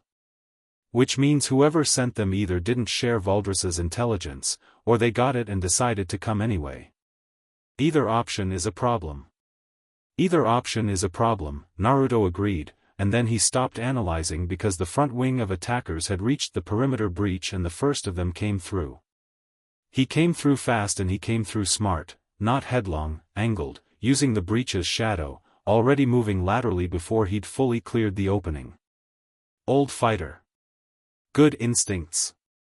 He had the battle workings that Kurama had identified on Valdris's advance team, but these were different, more aggressive tuning, less restraint, the workings of someone who had set them for offense from the start. He saw Naruto on the steps and stopped. The stopping was involuntary. Naruto hadn't done anything, hadn't moved, hadn't raised his hands, hadn't generated any light or fire or sound. He was standing on the front steps of the hotel in his orange jacket with his hands loose at his sides, and something about the quality of his presence in the night air, the specific weight of what he was, unmuted, undimmed, simply present, hit the oncoming vampire the way walking into a wall hits you. Not pain. The sudden physical understanding that you have encountered something that changes the parameters of what you thought you were doing. Behind him, more came through the breach. 6, 8, the first wing pushing through. Naruto looked at them. He said, clearly, without raising his voice above the level of a conversation, stop. Go back down the mountain. This is your one chance to do this without consequences. Several of them kept moving. He noted them specifically, the ones that kept coming after the warning. That was important information. The first one who'd stopped reached a decision and came forward again, the battle-working activating in a surge of cold dark energy, and he was fast, genuinely fast, and his attack was clean and well executed and it hit Naruto in the center of his chest with the full force of a working that had been charged for impact. It didn't do anything. Not he was pushed back and recovered, not he took it and shook it off. The working hit him and dispersed. Like throwing water at bedrock. The vampire stared at his own hands for one disoriented second, and in that second Naruto moved. What he did was not complicated. He stepped forward, caught the vampire's wrist, and redirected him, a clean, precise movement that used the attacker's own momentum to take him off his feet and place him on the ground. Not violently. Firmly, with the specific control of someone who could have done considerably worse and chose not to. The vampire hit the cobblestones and stayed there, stunned in the way that something stays stunned when it has encountered something it didn't have a category for. The others saw this. The ones who'd kept coming after the warning slowed. The ones who'd been behind them on the slope stopped entirely. I'll do this all night if I need to, Naruto said, to the group of them. But you should understand, every one of you who comes through that breach, I'm going to remember your face. I'm going to know what you were willing to do. And that's going to matter later in a way you haven't thought about yet. He looked at the slope behind them, where the rest of the attackers were still on the mountainside in their formation. Whoever sent you here didn't tell you what I am. That's not your fault. But it's your problem. A sound from the back of the breach, one of the larger shapes, a revenant, coming through now. It moved with the low, purposeful drive of something that didn't respond to words and had been directed to a target and would not stop until it reached it. Old revenant, definitely, the kind that had been active long enough to develop something like cunning, which made it more dangerous than the fresh-raised variety. It came at him and he let it come, and when it was close enough he put his hand on it. The effect was immediate and thorough. The revenant stopped as if it had been switched off. Not destroyed, he didn't want to destroy it, it hadn't chosen to be here and it didn't understand what it was doing, but the animating working that drove it simply ceased, cleanly, the divine energy in his touch dissolving the working the way heat dissolved ice, and the revenant folded in on itself and went still, the physical form it had been inhabiting settling into rest with a quality that was almost peaceful. He looked at the attackers. Several of them were already backing through the breach. Then the second wing came from the east. Inside the hotel, chaos had arrived with the professional efficiency of something that had been planned. The second wing didn't hit the perimeter wall. They came over it, the east side, where the wall was older and the detection layers were thinner, not because Sebastian hadn't reinforced them but because the wall itself was the original construction and had limitations built into its physical material that magic could only do so much to compensate for. They came over in 3 groups, fast and coordinated, and they were inside the hotel grounds before the detection wards caught them. What they encountered was Dracula. He met the first group in the main courtyard with the specific quality of a man who had been waiting for something and was prepared for it, which was true. The moment the outer wards triggered, Sebastian had sent the alert through the hotel's network and Dracula had been moving before the message finished arriving. He came into the courtyard in full vampire form, not the managed, human-presenting version but the other one, the one he kept contained under most circumstances because it was not a form designed for social situations. It was large and fast and it hit the first group of East Wing attackers with a force that scattered them across the courtyard like a wind scattering leaves. He was not gentle about it and he was not trying to be. East Wing, he called, to the guards who were pouring out of the hotel's side entrances. Keep them off the building.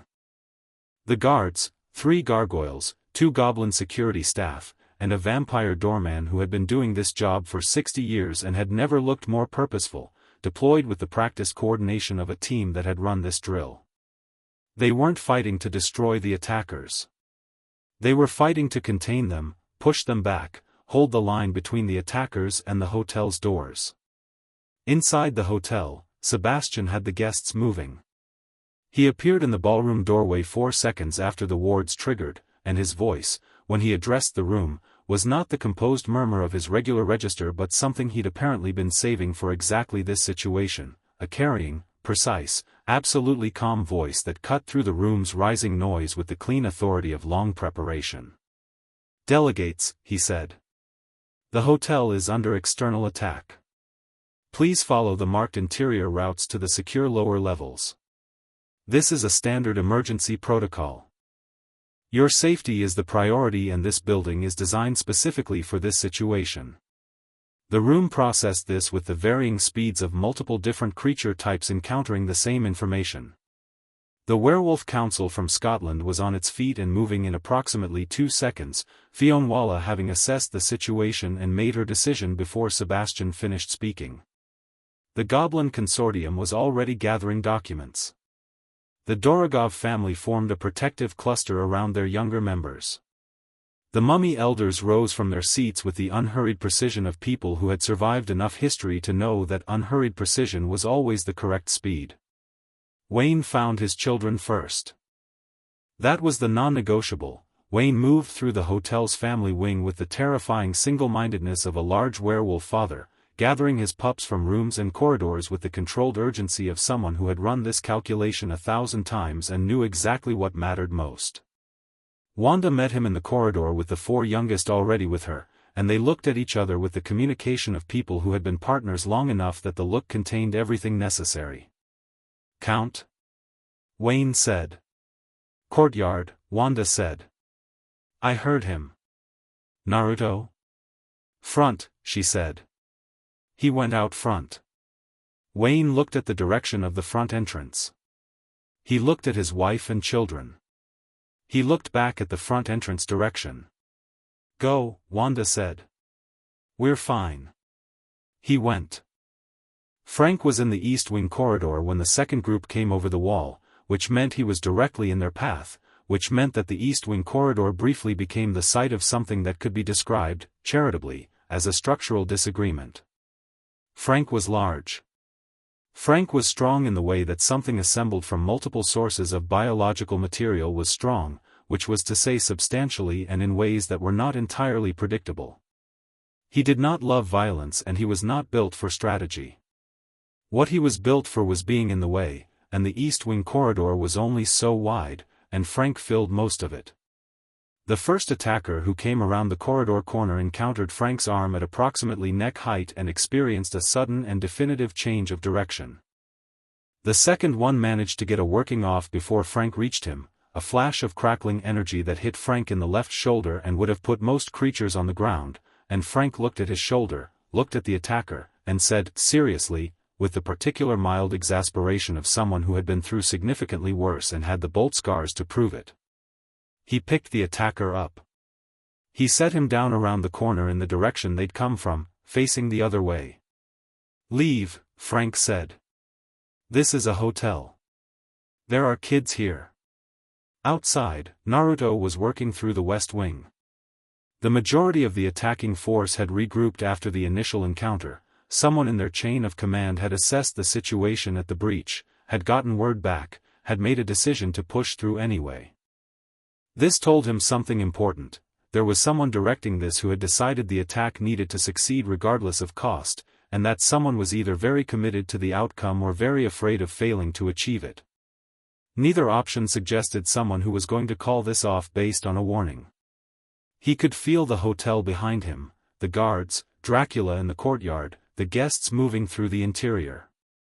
He could feel Sebastian's wards holding on the doors. He could feel the mountain below, the seals, the old workings and the foundation staying solid under the pressure. He could feel everything at once the way he always could when he stopped managing the awareness and just let it run, a complete simultaneous picture of the situation in every direction. 12 attackers still active on the west side. 8 in the east compound with Dracula. 5 inside the perimeter somewhere in the southeast, moving toward the service wing. He dealt with the west first. What he did was not the restrained, single-target, redirect and hold approach he'd used at the breach. There were 12 of them and they were spread and they were moving fast and they had revenants and the hotel was behind him with its guests inside, and so he let the full measure of what he was run forward through his hands and into the ground. The divine energy moved through the earth the way water moved through a river system, fast, finding every channel, following the path the old workings had laid out centuries ago. It reached the 12 attackers through the ground under their feet and it locked them. Not painfully, not destructively, it was the specific working of something that understood the boundary layer between the living world and what lay beyond it, and it held the attackers the way a current holds a swimmer, not drowning them, just stopping their forward movement completely. All 12 stopped moving at exactly the same moment. They were not hurt. They were not unconscious. They were standing on a mountainside in the dark, completely unable to move, held in place by something working through the earth itself, and the amber gold light of it was faint around their feet, barely visible, just the ghost of the working's edge, enough to tell them what was happening without explaining it. Naruto walked toward them through the dark. He stopped in front of the nearest one, a vampire, older, with the kind of face that had spent centuries making decisions that required not thinking too hard about them. The vampire looked at him from its locked position with the specific look of someone recalibrating everything they thought they knew about this evening. "Who sent you?" Naruto said.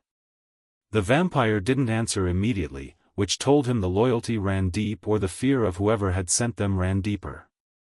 "I'm going to ask you once more," Naruto said. "Not as a threat, as information. Because whoever sent you didn't give you the full picture, and that's not fair to you.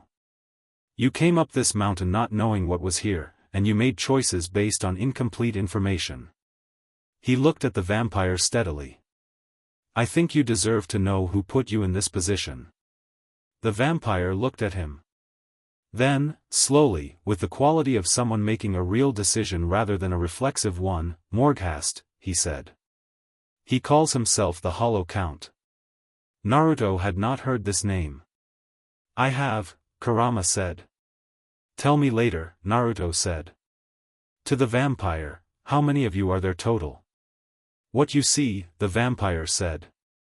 32, counting the revenants. Who's coordinating from inside the group? A pause. Then, no one, now. Our commander was the first one you put down at the breach. Naruto looked at him for another moment. Then he released the holding working, not all at once, gradually, giving them the time to feel the release and understand it was a choice rather than a failure. The amber gold light faded. Go down the mountain, he said. Take your people with you. The revenants are released, they won't follow you, they won't follow anyone. Leave them. He looked at the vampire. Tell Morghast that the hotel is occupied and that anyone who comes back up this mountain is going to have a much more direct conversation with me. He turned back toward the hotel. Behind him, he heard the sounds of 30 attackers making the decision, not all at once, not instantly, but moving, beginning to disperse, the coordination of the attack collapsing into the individual calculations of people who had survived long enough to understand an exit when it was offered. He went east. The east compound was less tidy. Dracula had the situation contained, not resolved. He was holding 3 attackers against the east wall with a working that cost him something to maintain, and 2 of his guards were dealing with a revenant in the garden access corridor, and somewhere in the south end of the compound there was a sound that suggested the structural disagreement in the east wing corridor was ongoing. Naruto came over the compound wall, over it, not through the gate, just stepping up and over with the casual ease of someone for whom a 12-foot stone wall was a minor inconvenience, and landed in the courtyard in the middle of the fight. Dracula saw him. Something in his expression shifted, relief, briefly, then the controlled composure reasserting itself.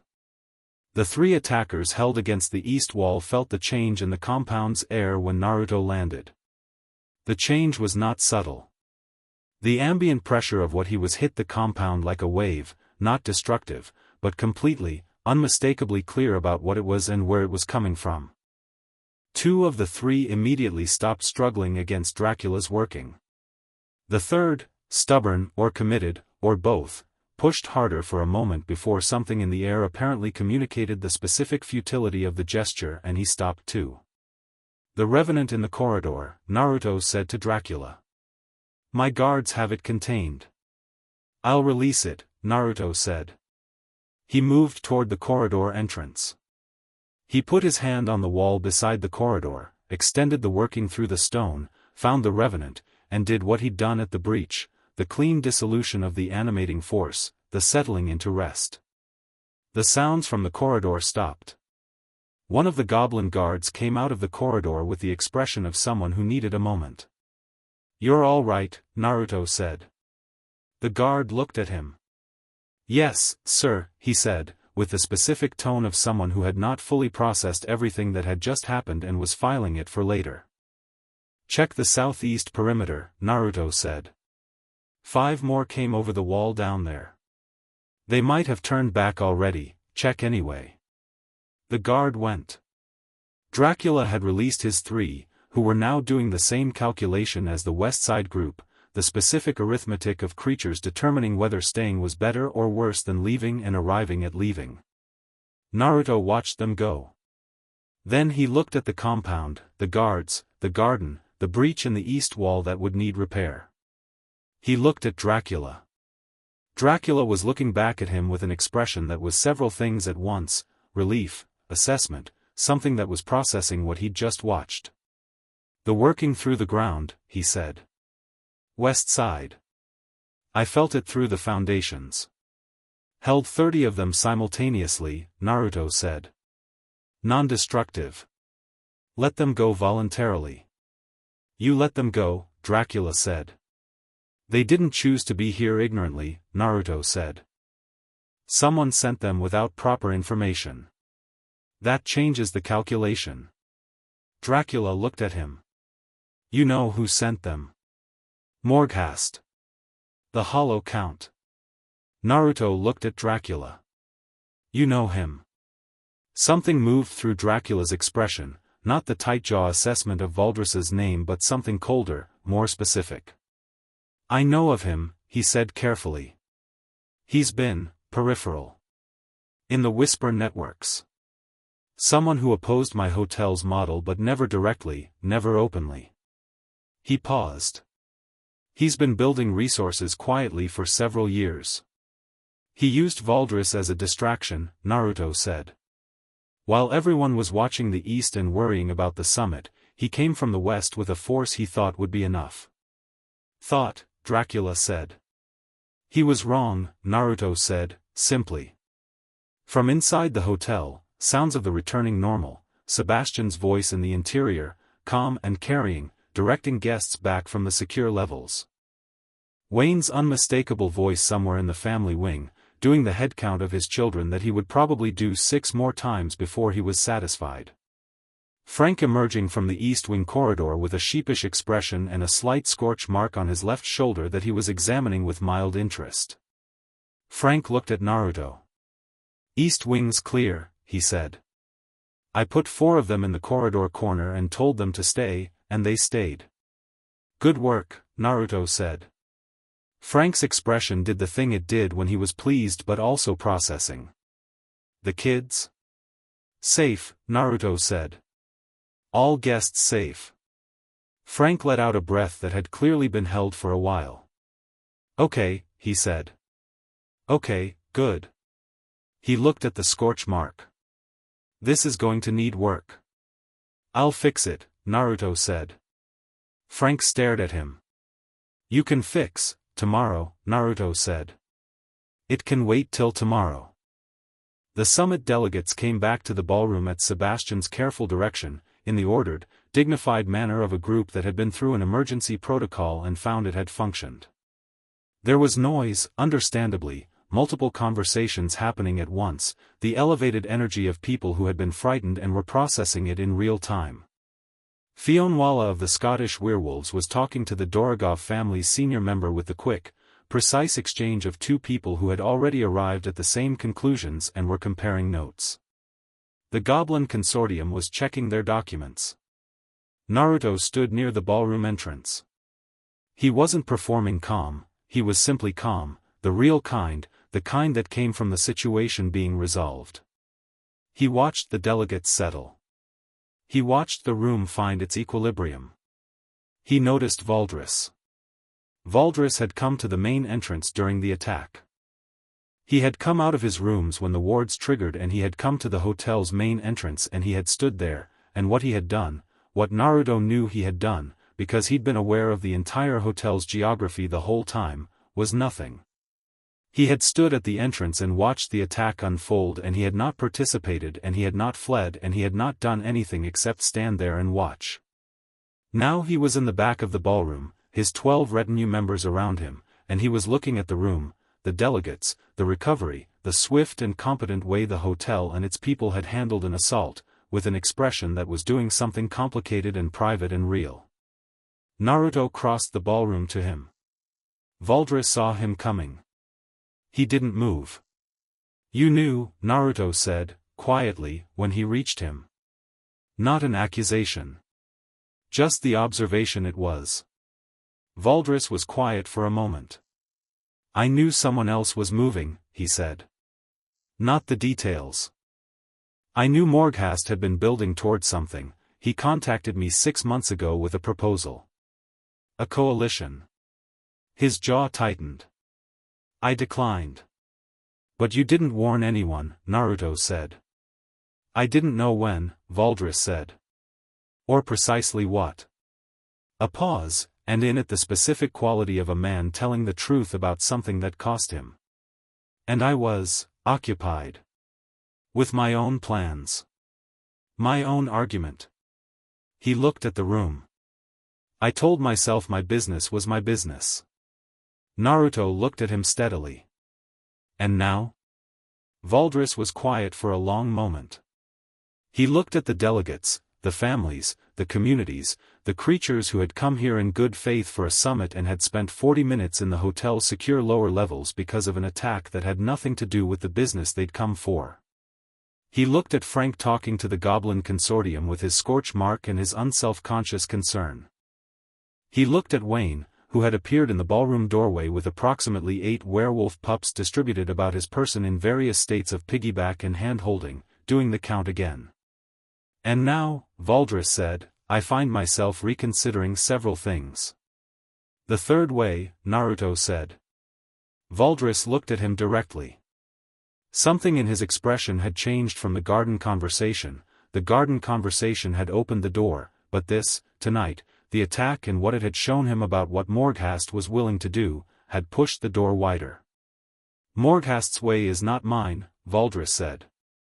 His argument has the same shape as mine, but it is not mine. He doesn't want dignity for our people. He wants, he paused, choosing words carefully, he wants what the mob that burned my domain wanted. He wants to burn something. He wants the burning to mean something, and it won't. He looked at the room again. He will come back. With more. He will not stop because tonight failed. I know, Naruto said. He knows about you now, Valdris said. He'll have gotten reports from his people. He'll adjust his approach. I know, Naruto said again. You don't seem concerned. I'm not unconcerned, Naruto said. I'm clear about what he'll find if he comes back. Valdris looked at him. The pale amber eyes moving across Naruto's face with the full measure of his 1500 years of assessment, and somewhere in the assessment arriving at something solid, something that settled in him differently from how things had been settling for a very long time. What do you need from me? Valdris said. It was a question of a completely different quality from anything he'd asked before. Not calculating, not strategic, something stripped back, the question of a man who has arrived at a simpler place after a long complicated journey and found the simplicity surprising. Naruto looked at him. Your voice, he said. In the room. Tomorrow's session, there are delegates here who've been listening to the Whisper networks, who've heard versions of your argument. If you stand up in that room and say what you said to me in the garden about what the cost was, and then say that there's a better answer than what Morghast is selling, that means something. He held Valdris's gaze. It means something because it comes from you. Not from me. Not from Dracula. From the person who paid the highest cost and is still saying the conquest isn't worth it. Valdris was very still. I am not a speech maker, he said. I'm not asking for a speech, Naruto said. I'm asking for the truth. You're excellent at truth. Another long stillness. Around them the ballroom was rebuilding its equilibrium, the delegates settling back into their places, Sebastian moving through with the quiet efficiency of a man restoring order because order was what he was for. The chandeliers burned steady. The mural above them held its full sweep of history. All right, Valdris said. 2 words, quiet and without performance, and they landed with the weight of something that had cost a great deal to get to. Naruto nodded. He looked at the room, the whole room, full and alive and recovering, the warmth of the building doing its steady work, the mountain below with its sealed foundations holding everything up. He felt, somewhere in the lower forest, the third seal. Solid. Maintained. He felt Frank's scorch mark as a small, specific point of something that needed attention tomorrow. He felt the hotel, 300 years of it, and the people in it, and the mountain under it, and the cold clear night above it with its enormous patient stars. Nothing had been easy. Nothing had been simple. But everything had held. Across the room, Dracula caught his eye. The same brief wordless exchange they developed, for days and a language already. Dracula's expression, it held. Naruto's, it held.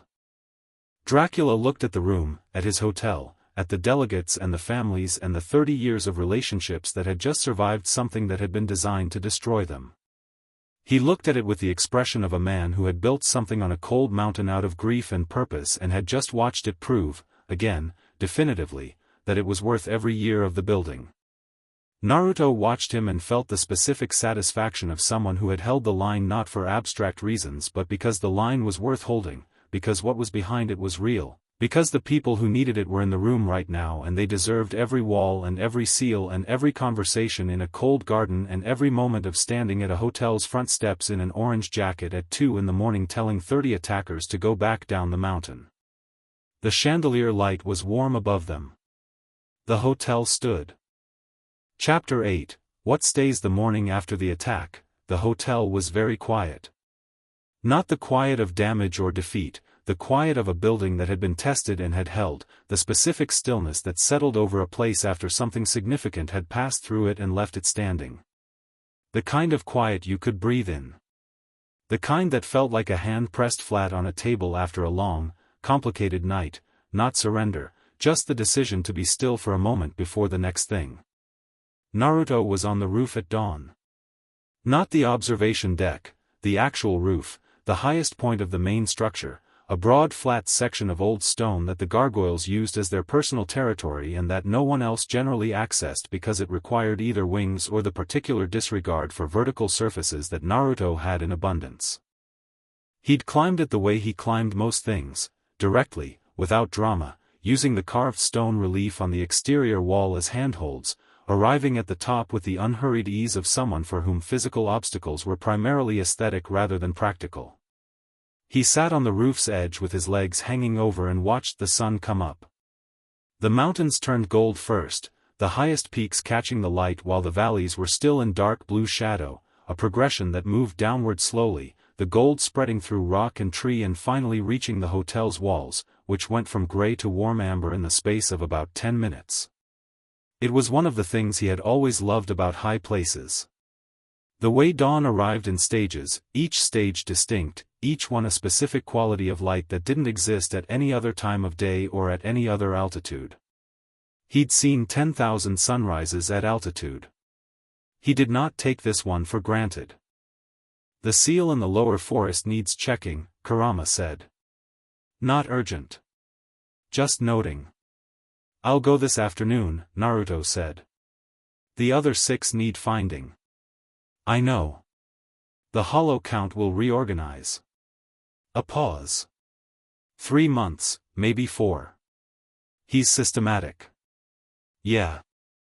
Naruto looked at the gold moving down the mountain. We have time. We, Kurama said, with a specific quality that wasn't quite teasing and wasn't quite gentle but lived between them. We, Naruto said. Kurama was quiet for a moment. Then, you've decided. I decided about 4 days ago, Naruto said. In the portrait gallery. Maybe earlier than that, maybe when the gate opened and I felt the building. You could have been more efficient about acknowledging it. I needed to make sure, Naruto said. That it was the place and not just the novelty. That it would still feel right after the summit and the attack and Valdris and all of it. He looked at the hotel below him, the lit windows of the early risers, the kitchen beginning its morning operation. It feels right. Yes, Kurama said, with something that was unmistakably warmth, delivered with the maximum possible pretense of casualness. It does. The hotel came back to itself in the way that places run by capable people came back to themselves, practically, with tasks. The breach in the west perimeter wall needed repair. Sebastian had the goblin smith who'd replaced the gate chains the first night back on site by 7 in the morning, examining the damage with professional interest and making notes. The hole wasn't structural, the breach was in the outer-facing layer of the wall, not the foundational stone, but it was a hole in the wall of Hotel Transylvania and it was going to be fixed by end of day if Sebastian had anything to say about it, and Sebastian always had something to say about it. The east compound needed its garden path raked again. The kobold groundskeeper arrived at the garden before anyone had asked him to, took one look at the disruption to his carefully maintained gravel, and set to work with the focused energy of someone who found the restoration of order deeply satisfying. He was humming to himself by 8 o'clock. The guests came down for breakfast in stages, the way guests came down after a difficult night, the early risers first, moving a little more quietly than usual, the awareness of the previous night still present but not disabling. The Dorogov family came down together, the senior member guiding the younger ones to their table with the calm authority of someone who had handled worse and wanted that understood without stating it. The Yetis came down all at once, which was the only way they came down for anything, and their table was loud with conversation and their emotional recovery was clearly well underway. Fionnuala of the Scottish Werewolf sat alone at her usual table with coffee and her notes, which she had apparently retrieved from the secure lower level where she'd taken them during the emergency and had been working from ever since. She looked up when Naruto came into the dining room and gave him a nod of the specific quality, direct, assessing, the nod of someone who has made a final determination about a person and is communicating the outcome. He nodded back in the same register. Frank was already at his regular table with Wayne, who had, as predicted, done the children headcount 6 more times overnight and was now physically present and emotionally recovering. The large shaggy weight of him settled into his chair with the particular quality of a father who has confirmed that his children are safe and is now processing the relief. His coffee was untouched. Wanda was beside him, one hand on his arm, in the way of someone who has been the grounding point for this exact state before and knows exactly how much grounding is needed. Naruto sat with them. Frank looked at his scorch mark, which was still visible, and said, "You mentioned something about fixing this." "After breakfast," Naruto said. "It doesn't hurt," Frank clarified. "I just want to, if you can actually." "I can," Naruto said. "After breakfast." Wayne looked at Naruto across the table. His ears were at the low, settled position of a werewolf that was not alarmed and was doing a different kind of assessment. "Winnie asked about you this morning," he said. "First thing. Before she even asked about the noise last night." "What did she ask?" "If you were okay," Wayne said. He held Naruto's gaze. "She's 7. She asked if you were okay before she asked what happened." Naruto looked at the table for a moment. That specific quiet that came from something touching a place that was genuinely tender. "Tell her I'm fine," he said. "Tell her I'll play cards after the session tonight." Wayne looked at him for another moment, then at the dining room, at his coffee, at the hotel around them. "You're staying," he said. Not a question. The werewolf instinct reading something in the air that had made the conclusion available before the words. "Yeah," Naruto said. "I'm staying." Wayne picked up his coffee. He didn't say anything else. He didn't need to, his expression said it, the complicated, warm, slightly surprised thing that crossed his face, and then he was drinking his coffee and Frank was reaching for the bread basket and the table was just a table with people having breakfast, which was the best possible version of the moment. Naruto found Frank's scorch mark in the East Wing corridor after breakfast and fixed it in about 90 seconds, which Frank watched with an expression of pure fascination and then, when it was done, looked at his shoulder and said, "That's incredible." "You're incredible." "Does Drac know you can just?" "He knows most of it," Naruto said. "Most of it," Frank repeated, with the tone of someone storing this for future reference. He flexed the shoulder experimentally. "Good as new." "Better than new, actually, this feels better than it did yesterday." "I may have fixed a few other things while I was at it," Naruto said. Frank stared at him. "What other things?" "The old injury on the right side," Naruto said. "The one that gives you trouble in cold weather. I noticed it when we were sitting together in the ballroom." He shrugged. "It was right there. Seemed rude not to." Frank opened and closed his mouth. He touched his right side. His expression moved through several stages of processing, arriving eventually at something so straightforwardly grateful that it had nothing performative in it. "I've had that for 80 years, he said. "I know," Naruto said. "You've been adjusting your posture for it since I got here." Frank looked at him with the specific expression of someone who has just encountered more kindness than they were prepared for and is trying to figure out what to do with it. Then he put his large green hand on Naruto's shoulder, carefully, the way Frank did most things involving his considerable strength, with a deliberate gentleness, and said, "Thank you." "Any time," Naruto said. "Literally." Frank laughed, his full, uncomplicated, genuinely delighted laugh, and went to find his wife, and Naruto watched him go down the corridor and felt the warmth in the walls do its thing, moving ahead of them both. The summit's final session began at midnight. Dracula opened it with the formal address, the same words he used every year, the language of acknowledgement and purpose, and the collective commitment to the work of maintaining monster community across all the distance and difference that separated them. He said the words with the weight of someone who meant every syllable of them and had for 30 years and was aware, this year more than most, of exactly what the words were holding. The room was different from the previous sessions. Quieter in some ways, louder in others. The delegates had processed the attack overnight and come to the final session with the specific quality of people who had been frightened together and had come through it together, which created a different kind of cohesion than the ordinary business of a summit. They looked at each other across their tables with the recognition of shared experience, and they looked at the hotel around them with the recognition of something that had held. Valdris spoke third. He came to the speaking platform without announcement, without the dramatic arrival of someone who had been building to this moment, just walked up when the floor opened for community representatives and stood at the platform with the plain authority of someone who was going to say something true and needed no staging for it. He looked at the room.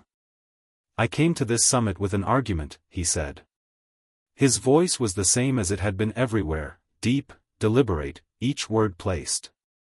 Some of you have heard versions of it. I have been making it, in various forms, for a long time.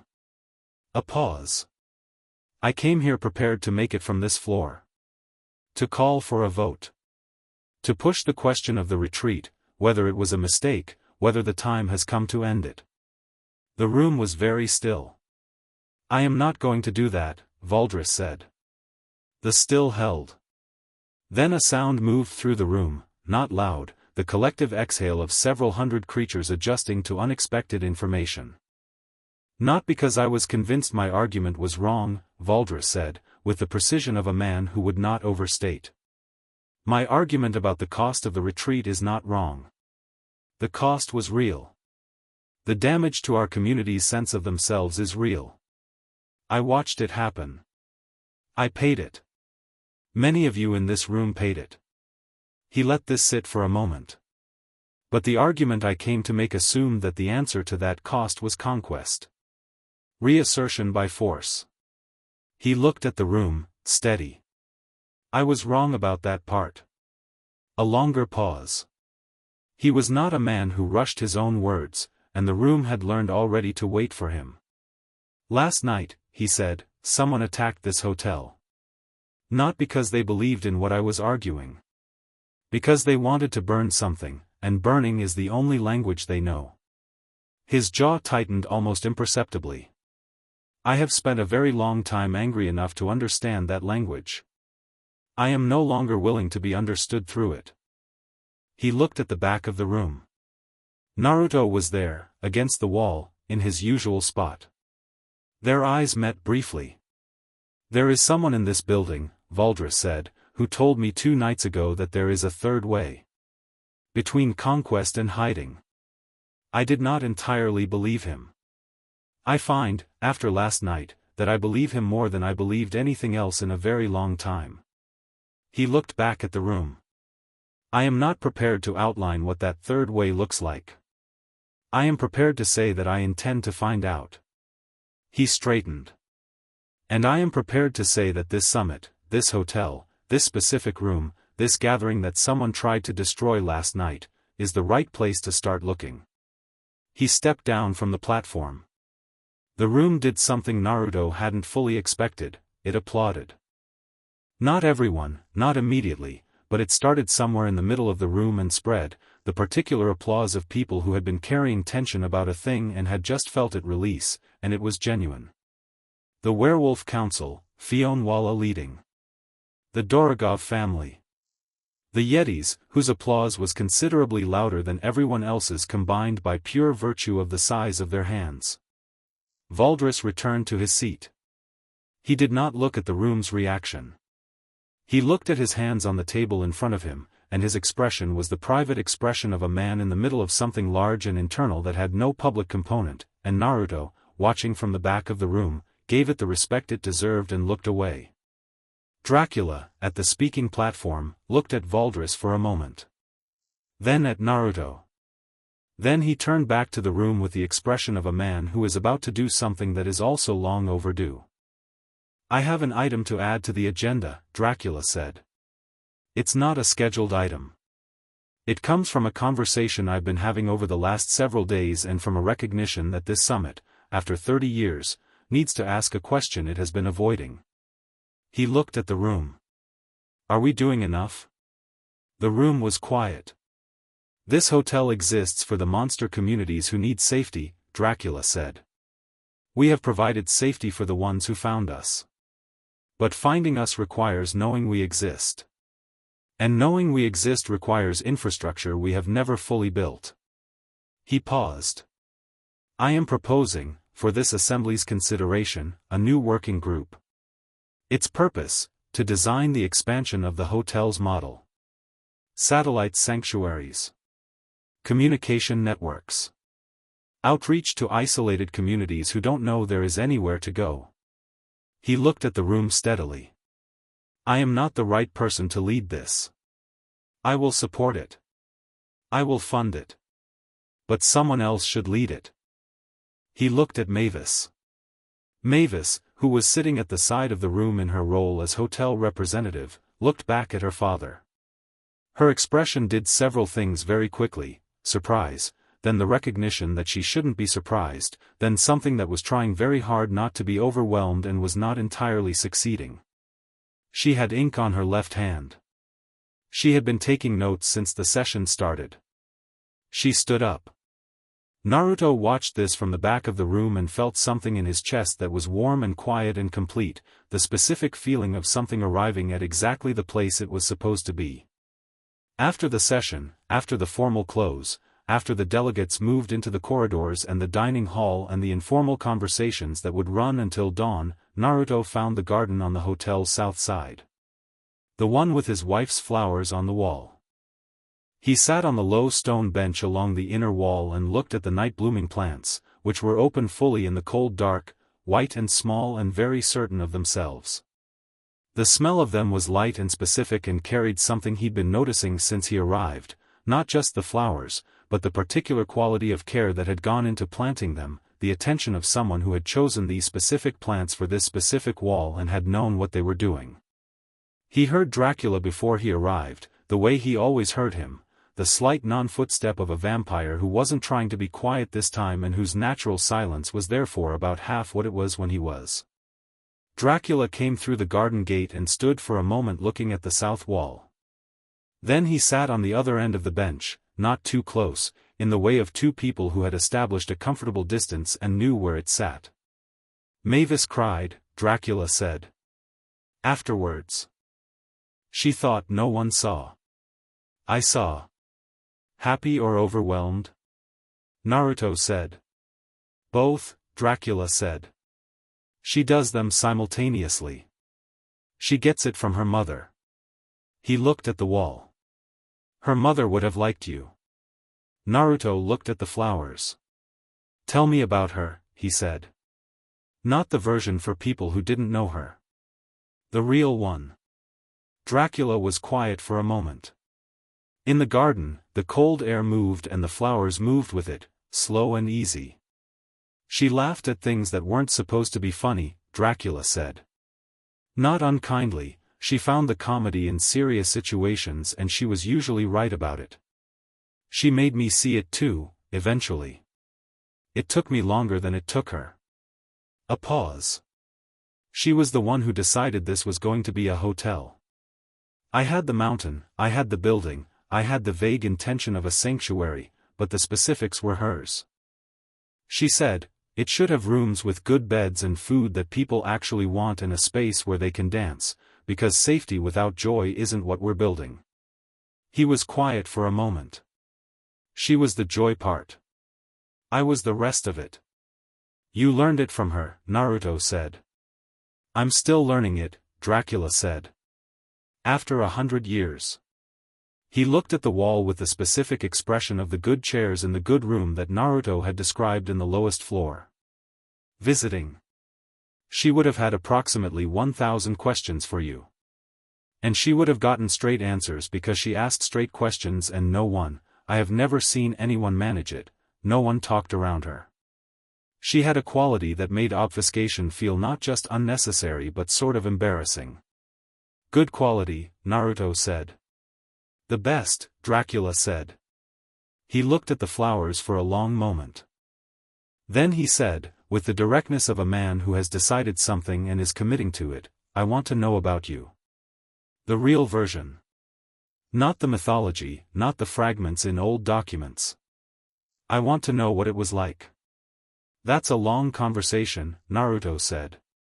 I have several centuries of free evenings, Dracula said. Naruto looked at him. Then he smiled, the full, crooked, genuinely pleased smile that he'd worn since the first night in the lobby, the one that made the age in his eyes worse and better simultaneously. Yeah, he said. Okay. Starting whenever you're ready, Dracula said. Now is good, Naruto said. He leaned back against the wall, looked at the sky. Where do you want to start? The beginning, Dracula said. If there is one. There's always a beginning, Naruto said. The trick is knowing where to put it. He thought for a moment. The cold air, the flowers, the mountain under them, the hotel above them full of its people, the old seals in the earth steady and well-maintained. Start with the world before cities, he said. When the boundary was thin. When things like me moved through the world the way weather moves, not separate from it, part of it. That's where I come from. All right, Dracula said. The first thing I remember, Naruto said, is wind. High altitude, cold, the specific clean smell of it. I was on a mountain, not this mountain, a different one, somewhere that's now under a sea that has a different name than it had then. I was young, which is a complicated word for what I was, but I was young in the sense of, I was still figuring out what I was. Still testing the edges. He paused. I remember thinking, this is good. Whatever I am, this is good. The wind and the height and the fact that I could feel the whole mountain under me, all the way down to the root of it. He looked at the south wall, at the flowers. I've been chasing that feeling ever since. Dracula was quiet and listening in the way he listened when something real was being said. I've found it, Naruto said. A few times. Different places. Different buildings. He looked at the hotel above the garden wall. Here. The garden held the silence between them, the good kind, the kind with weight and warmth in it.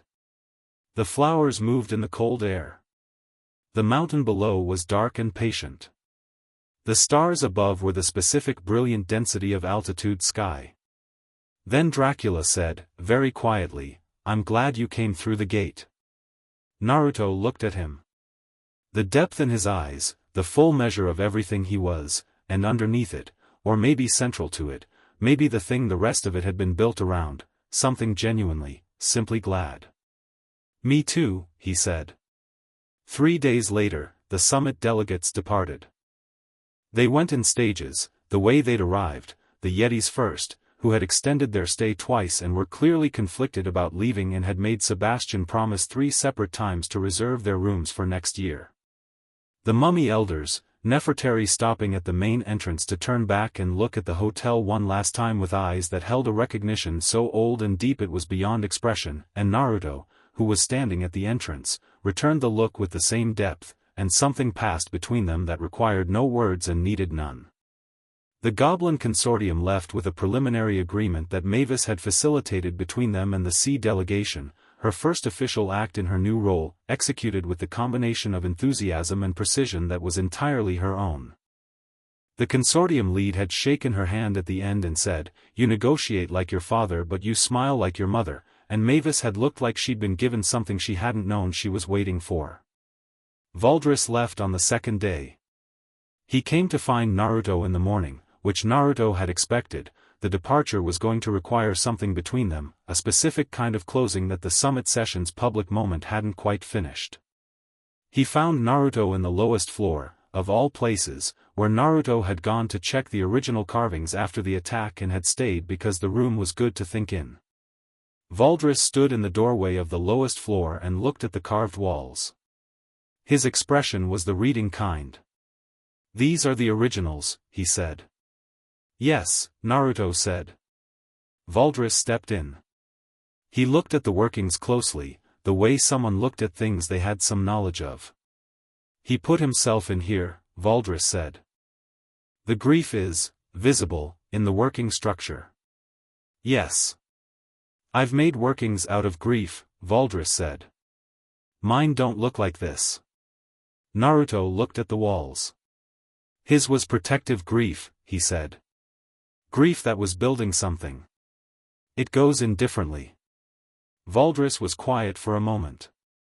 Mine was destructive grief, he said. Flat, accurate, not self-pitying. Just the assessment of a man looking at his own record. It went in accordingly. It can change, Naruto said. The direction of it. I've seen it change. Valdris looked at him. You've seen it change in 1500 years of accumulated bitterness? Longer than that, Naruto said. And worse accumulated than that. Valdris held his gaze. Then, the work I said I intend to do. The third way. I don't know where to start. Start with your own people, Naruto said. The ones who scattered when your domain fell. Find them. See what they need. Build something small. Not a hotel, that's Dracula's shape, not yours. Whatever your shape is. He paused. You'll know it when you find it. It'll feel right the way this place feels right to me. Look for that feeling. Valdris studied him. You make it sound like a spiritual exercise. It is, a bit, Naruto said. I am not a spiritual man. You're 1500 years old, Naruto said. You're more spiritual than you think. You've just been using it for bitterness.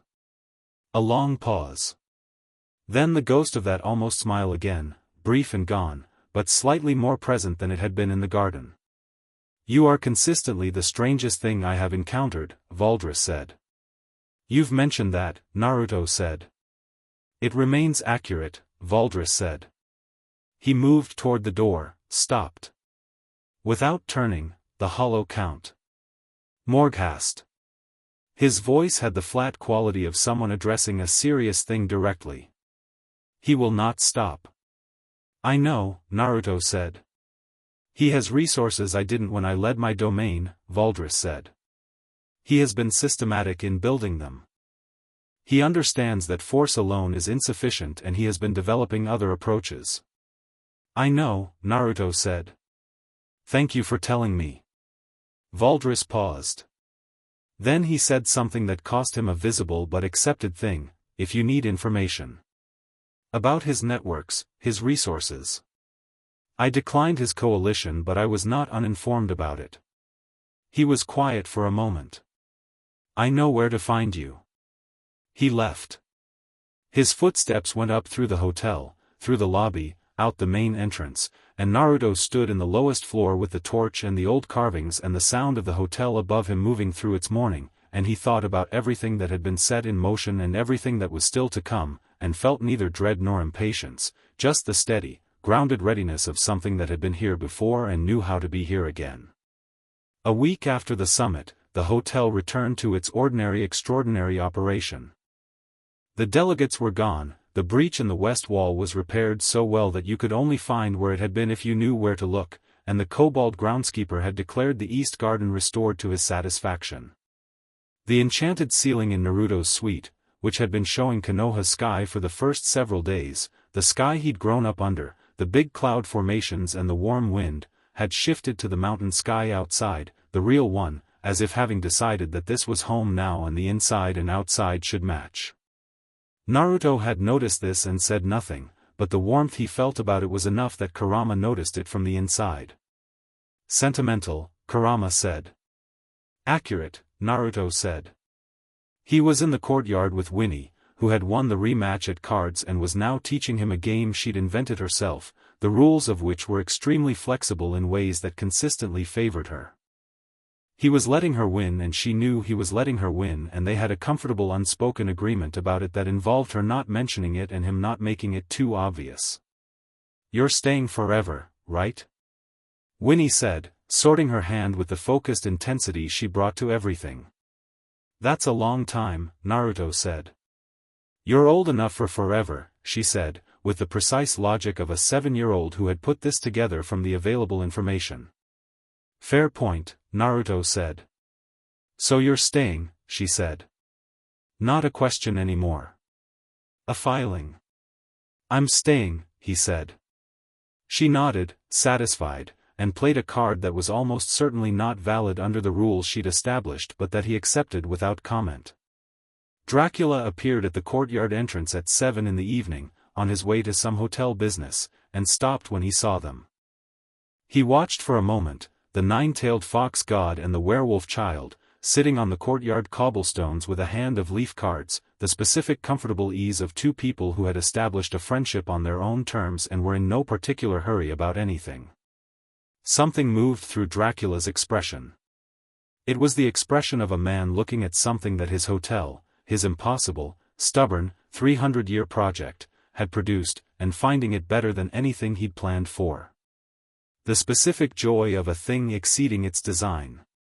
He almost walked on. Then he said, "Naruto." Naruto looked up. "There's something in the East study I'd like your opinion on," Dracula said. "When you have a moment." "After this hand," Naruto said. "Of course," Dracula said, and went on, and the straightforward dignity of it, "after this hand, of course," sat in the courtyard air with a warmth that had nothing divine about it and everything human.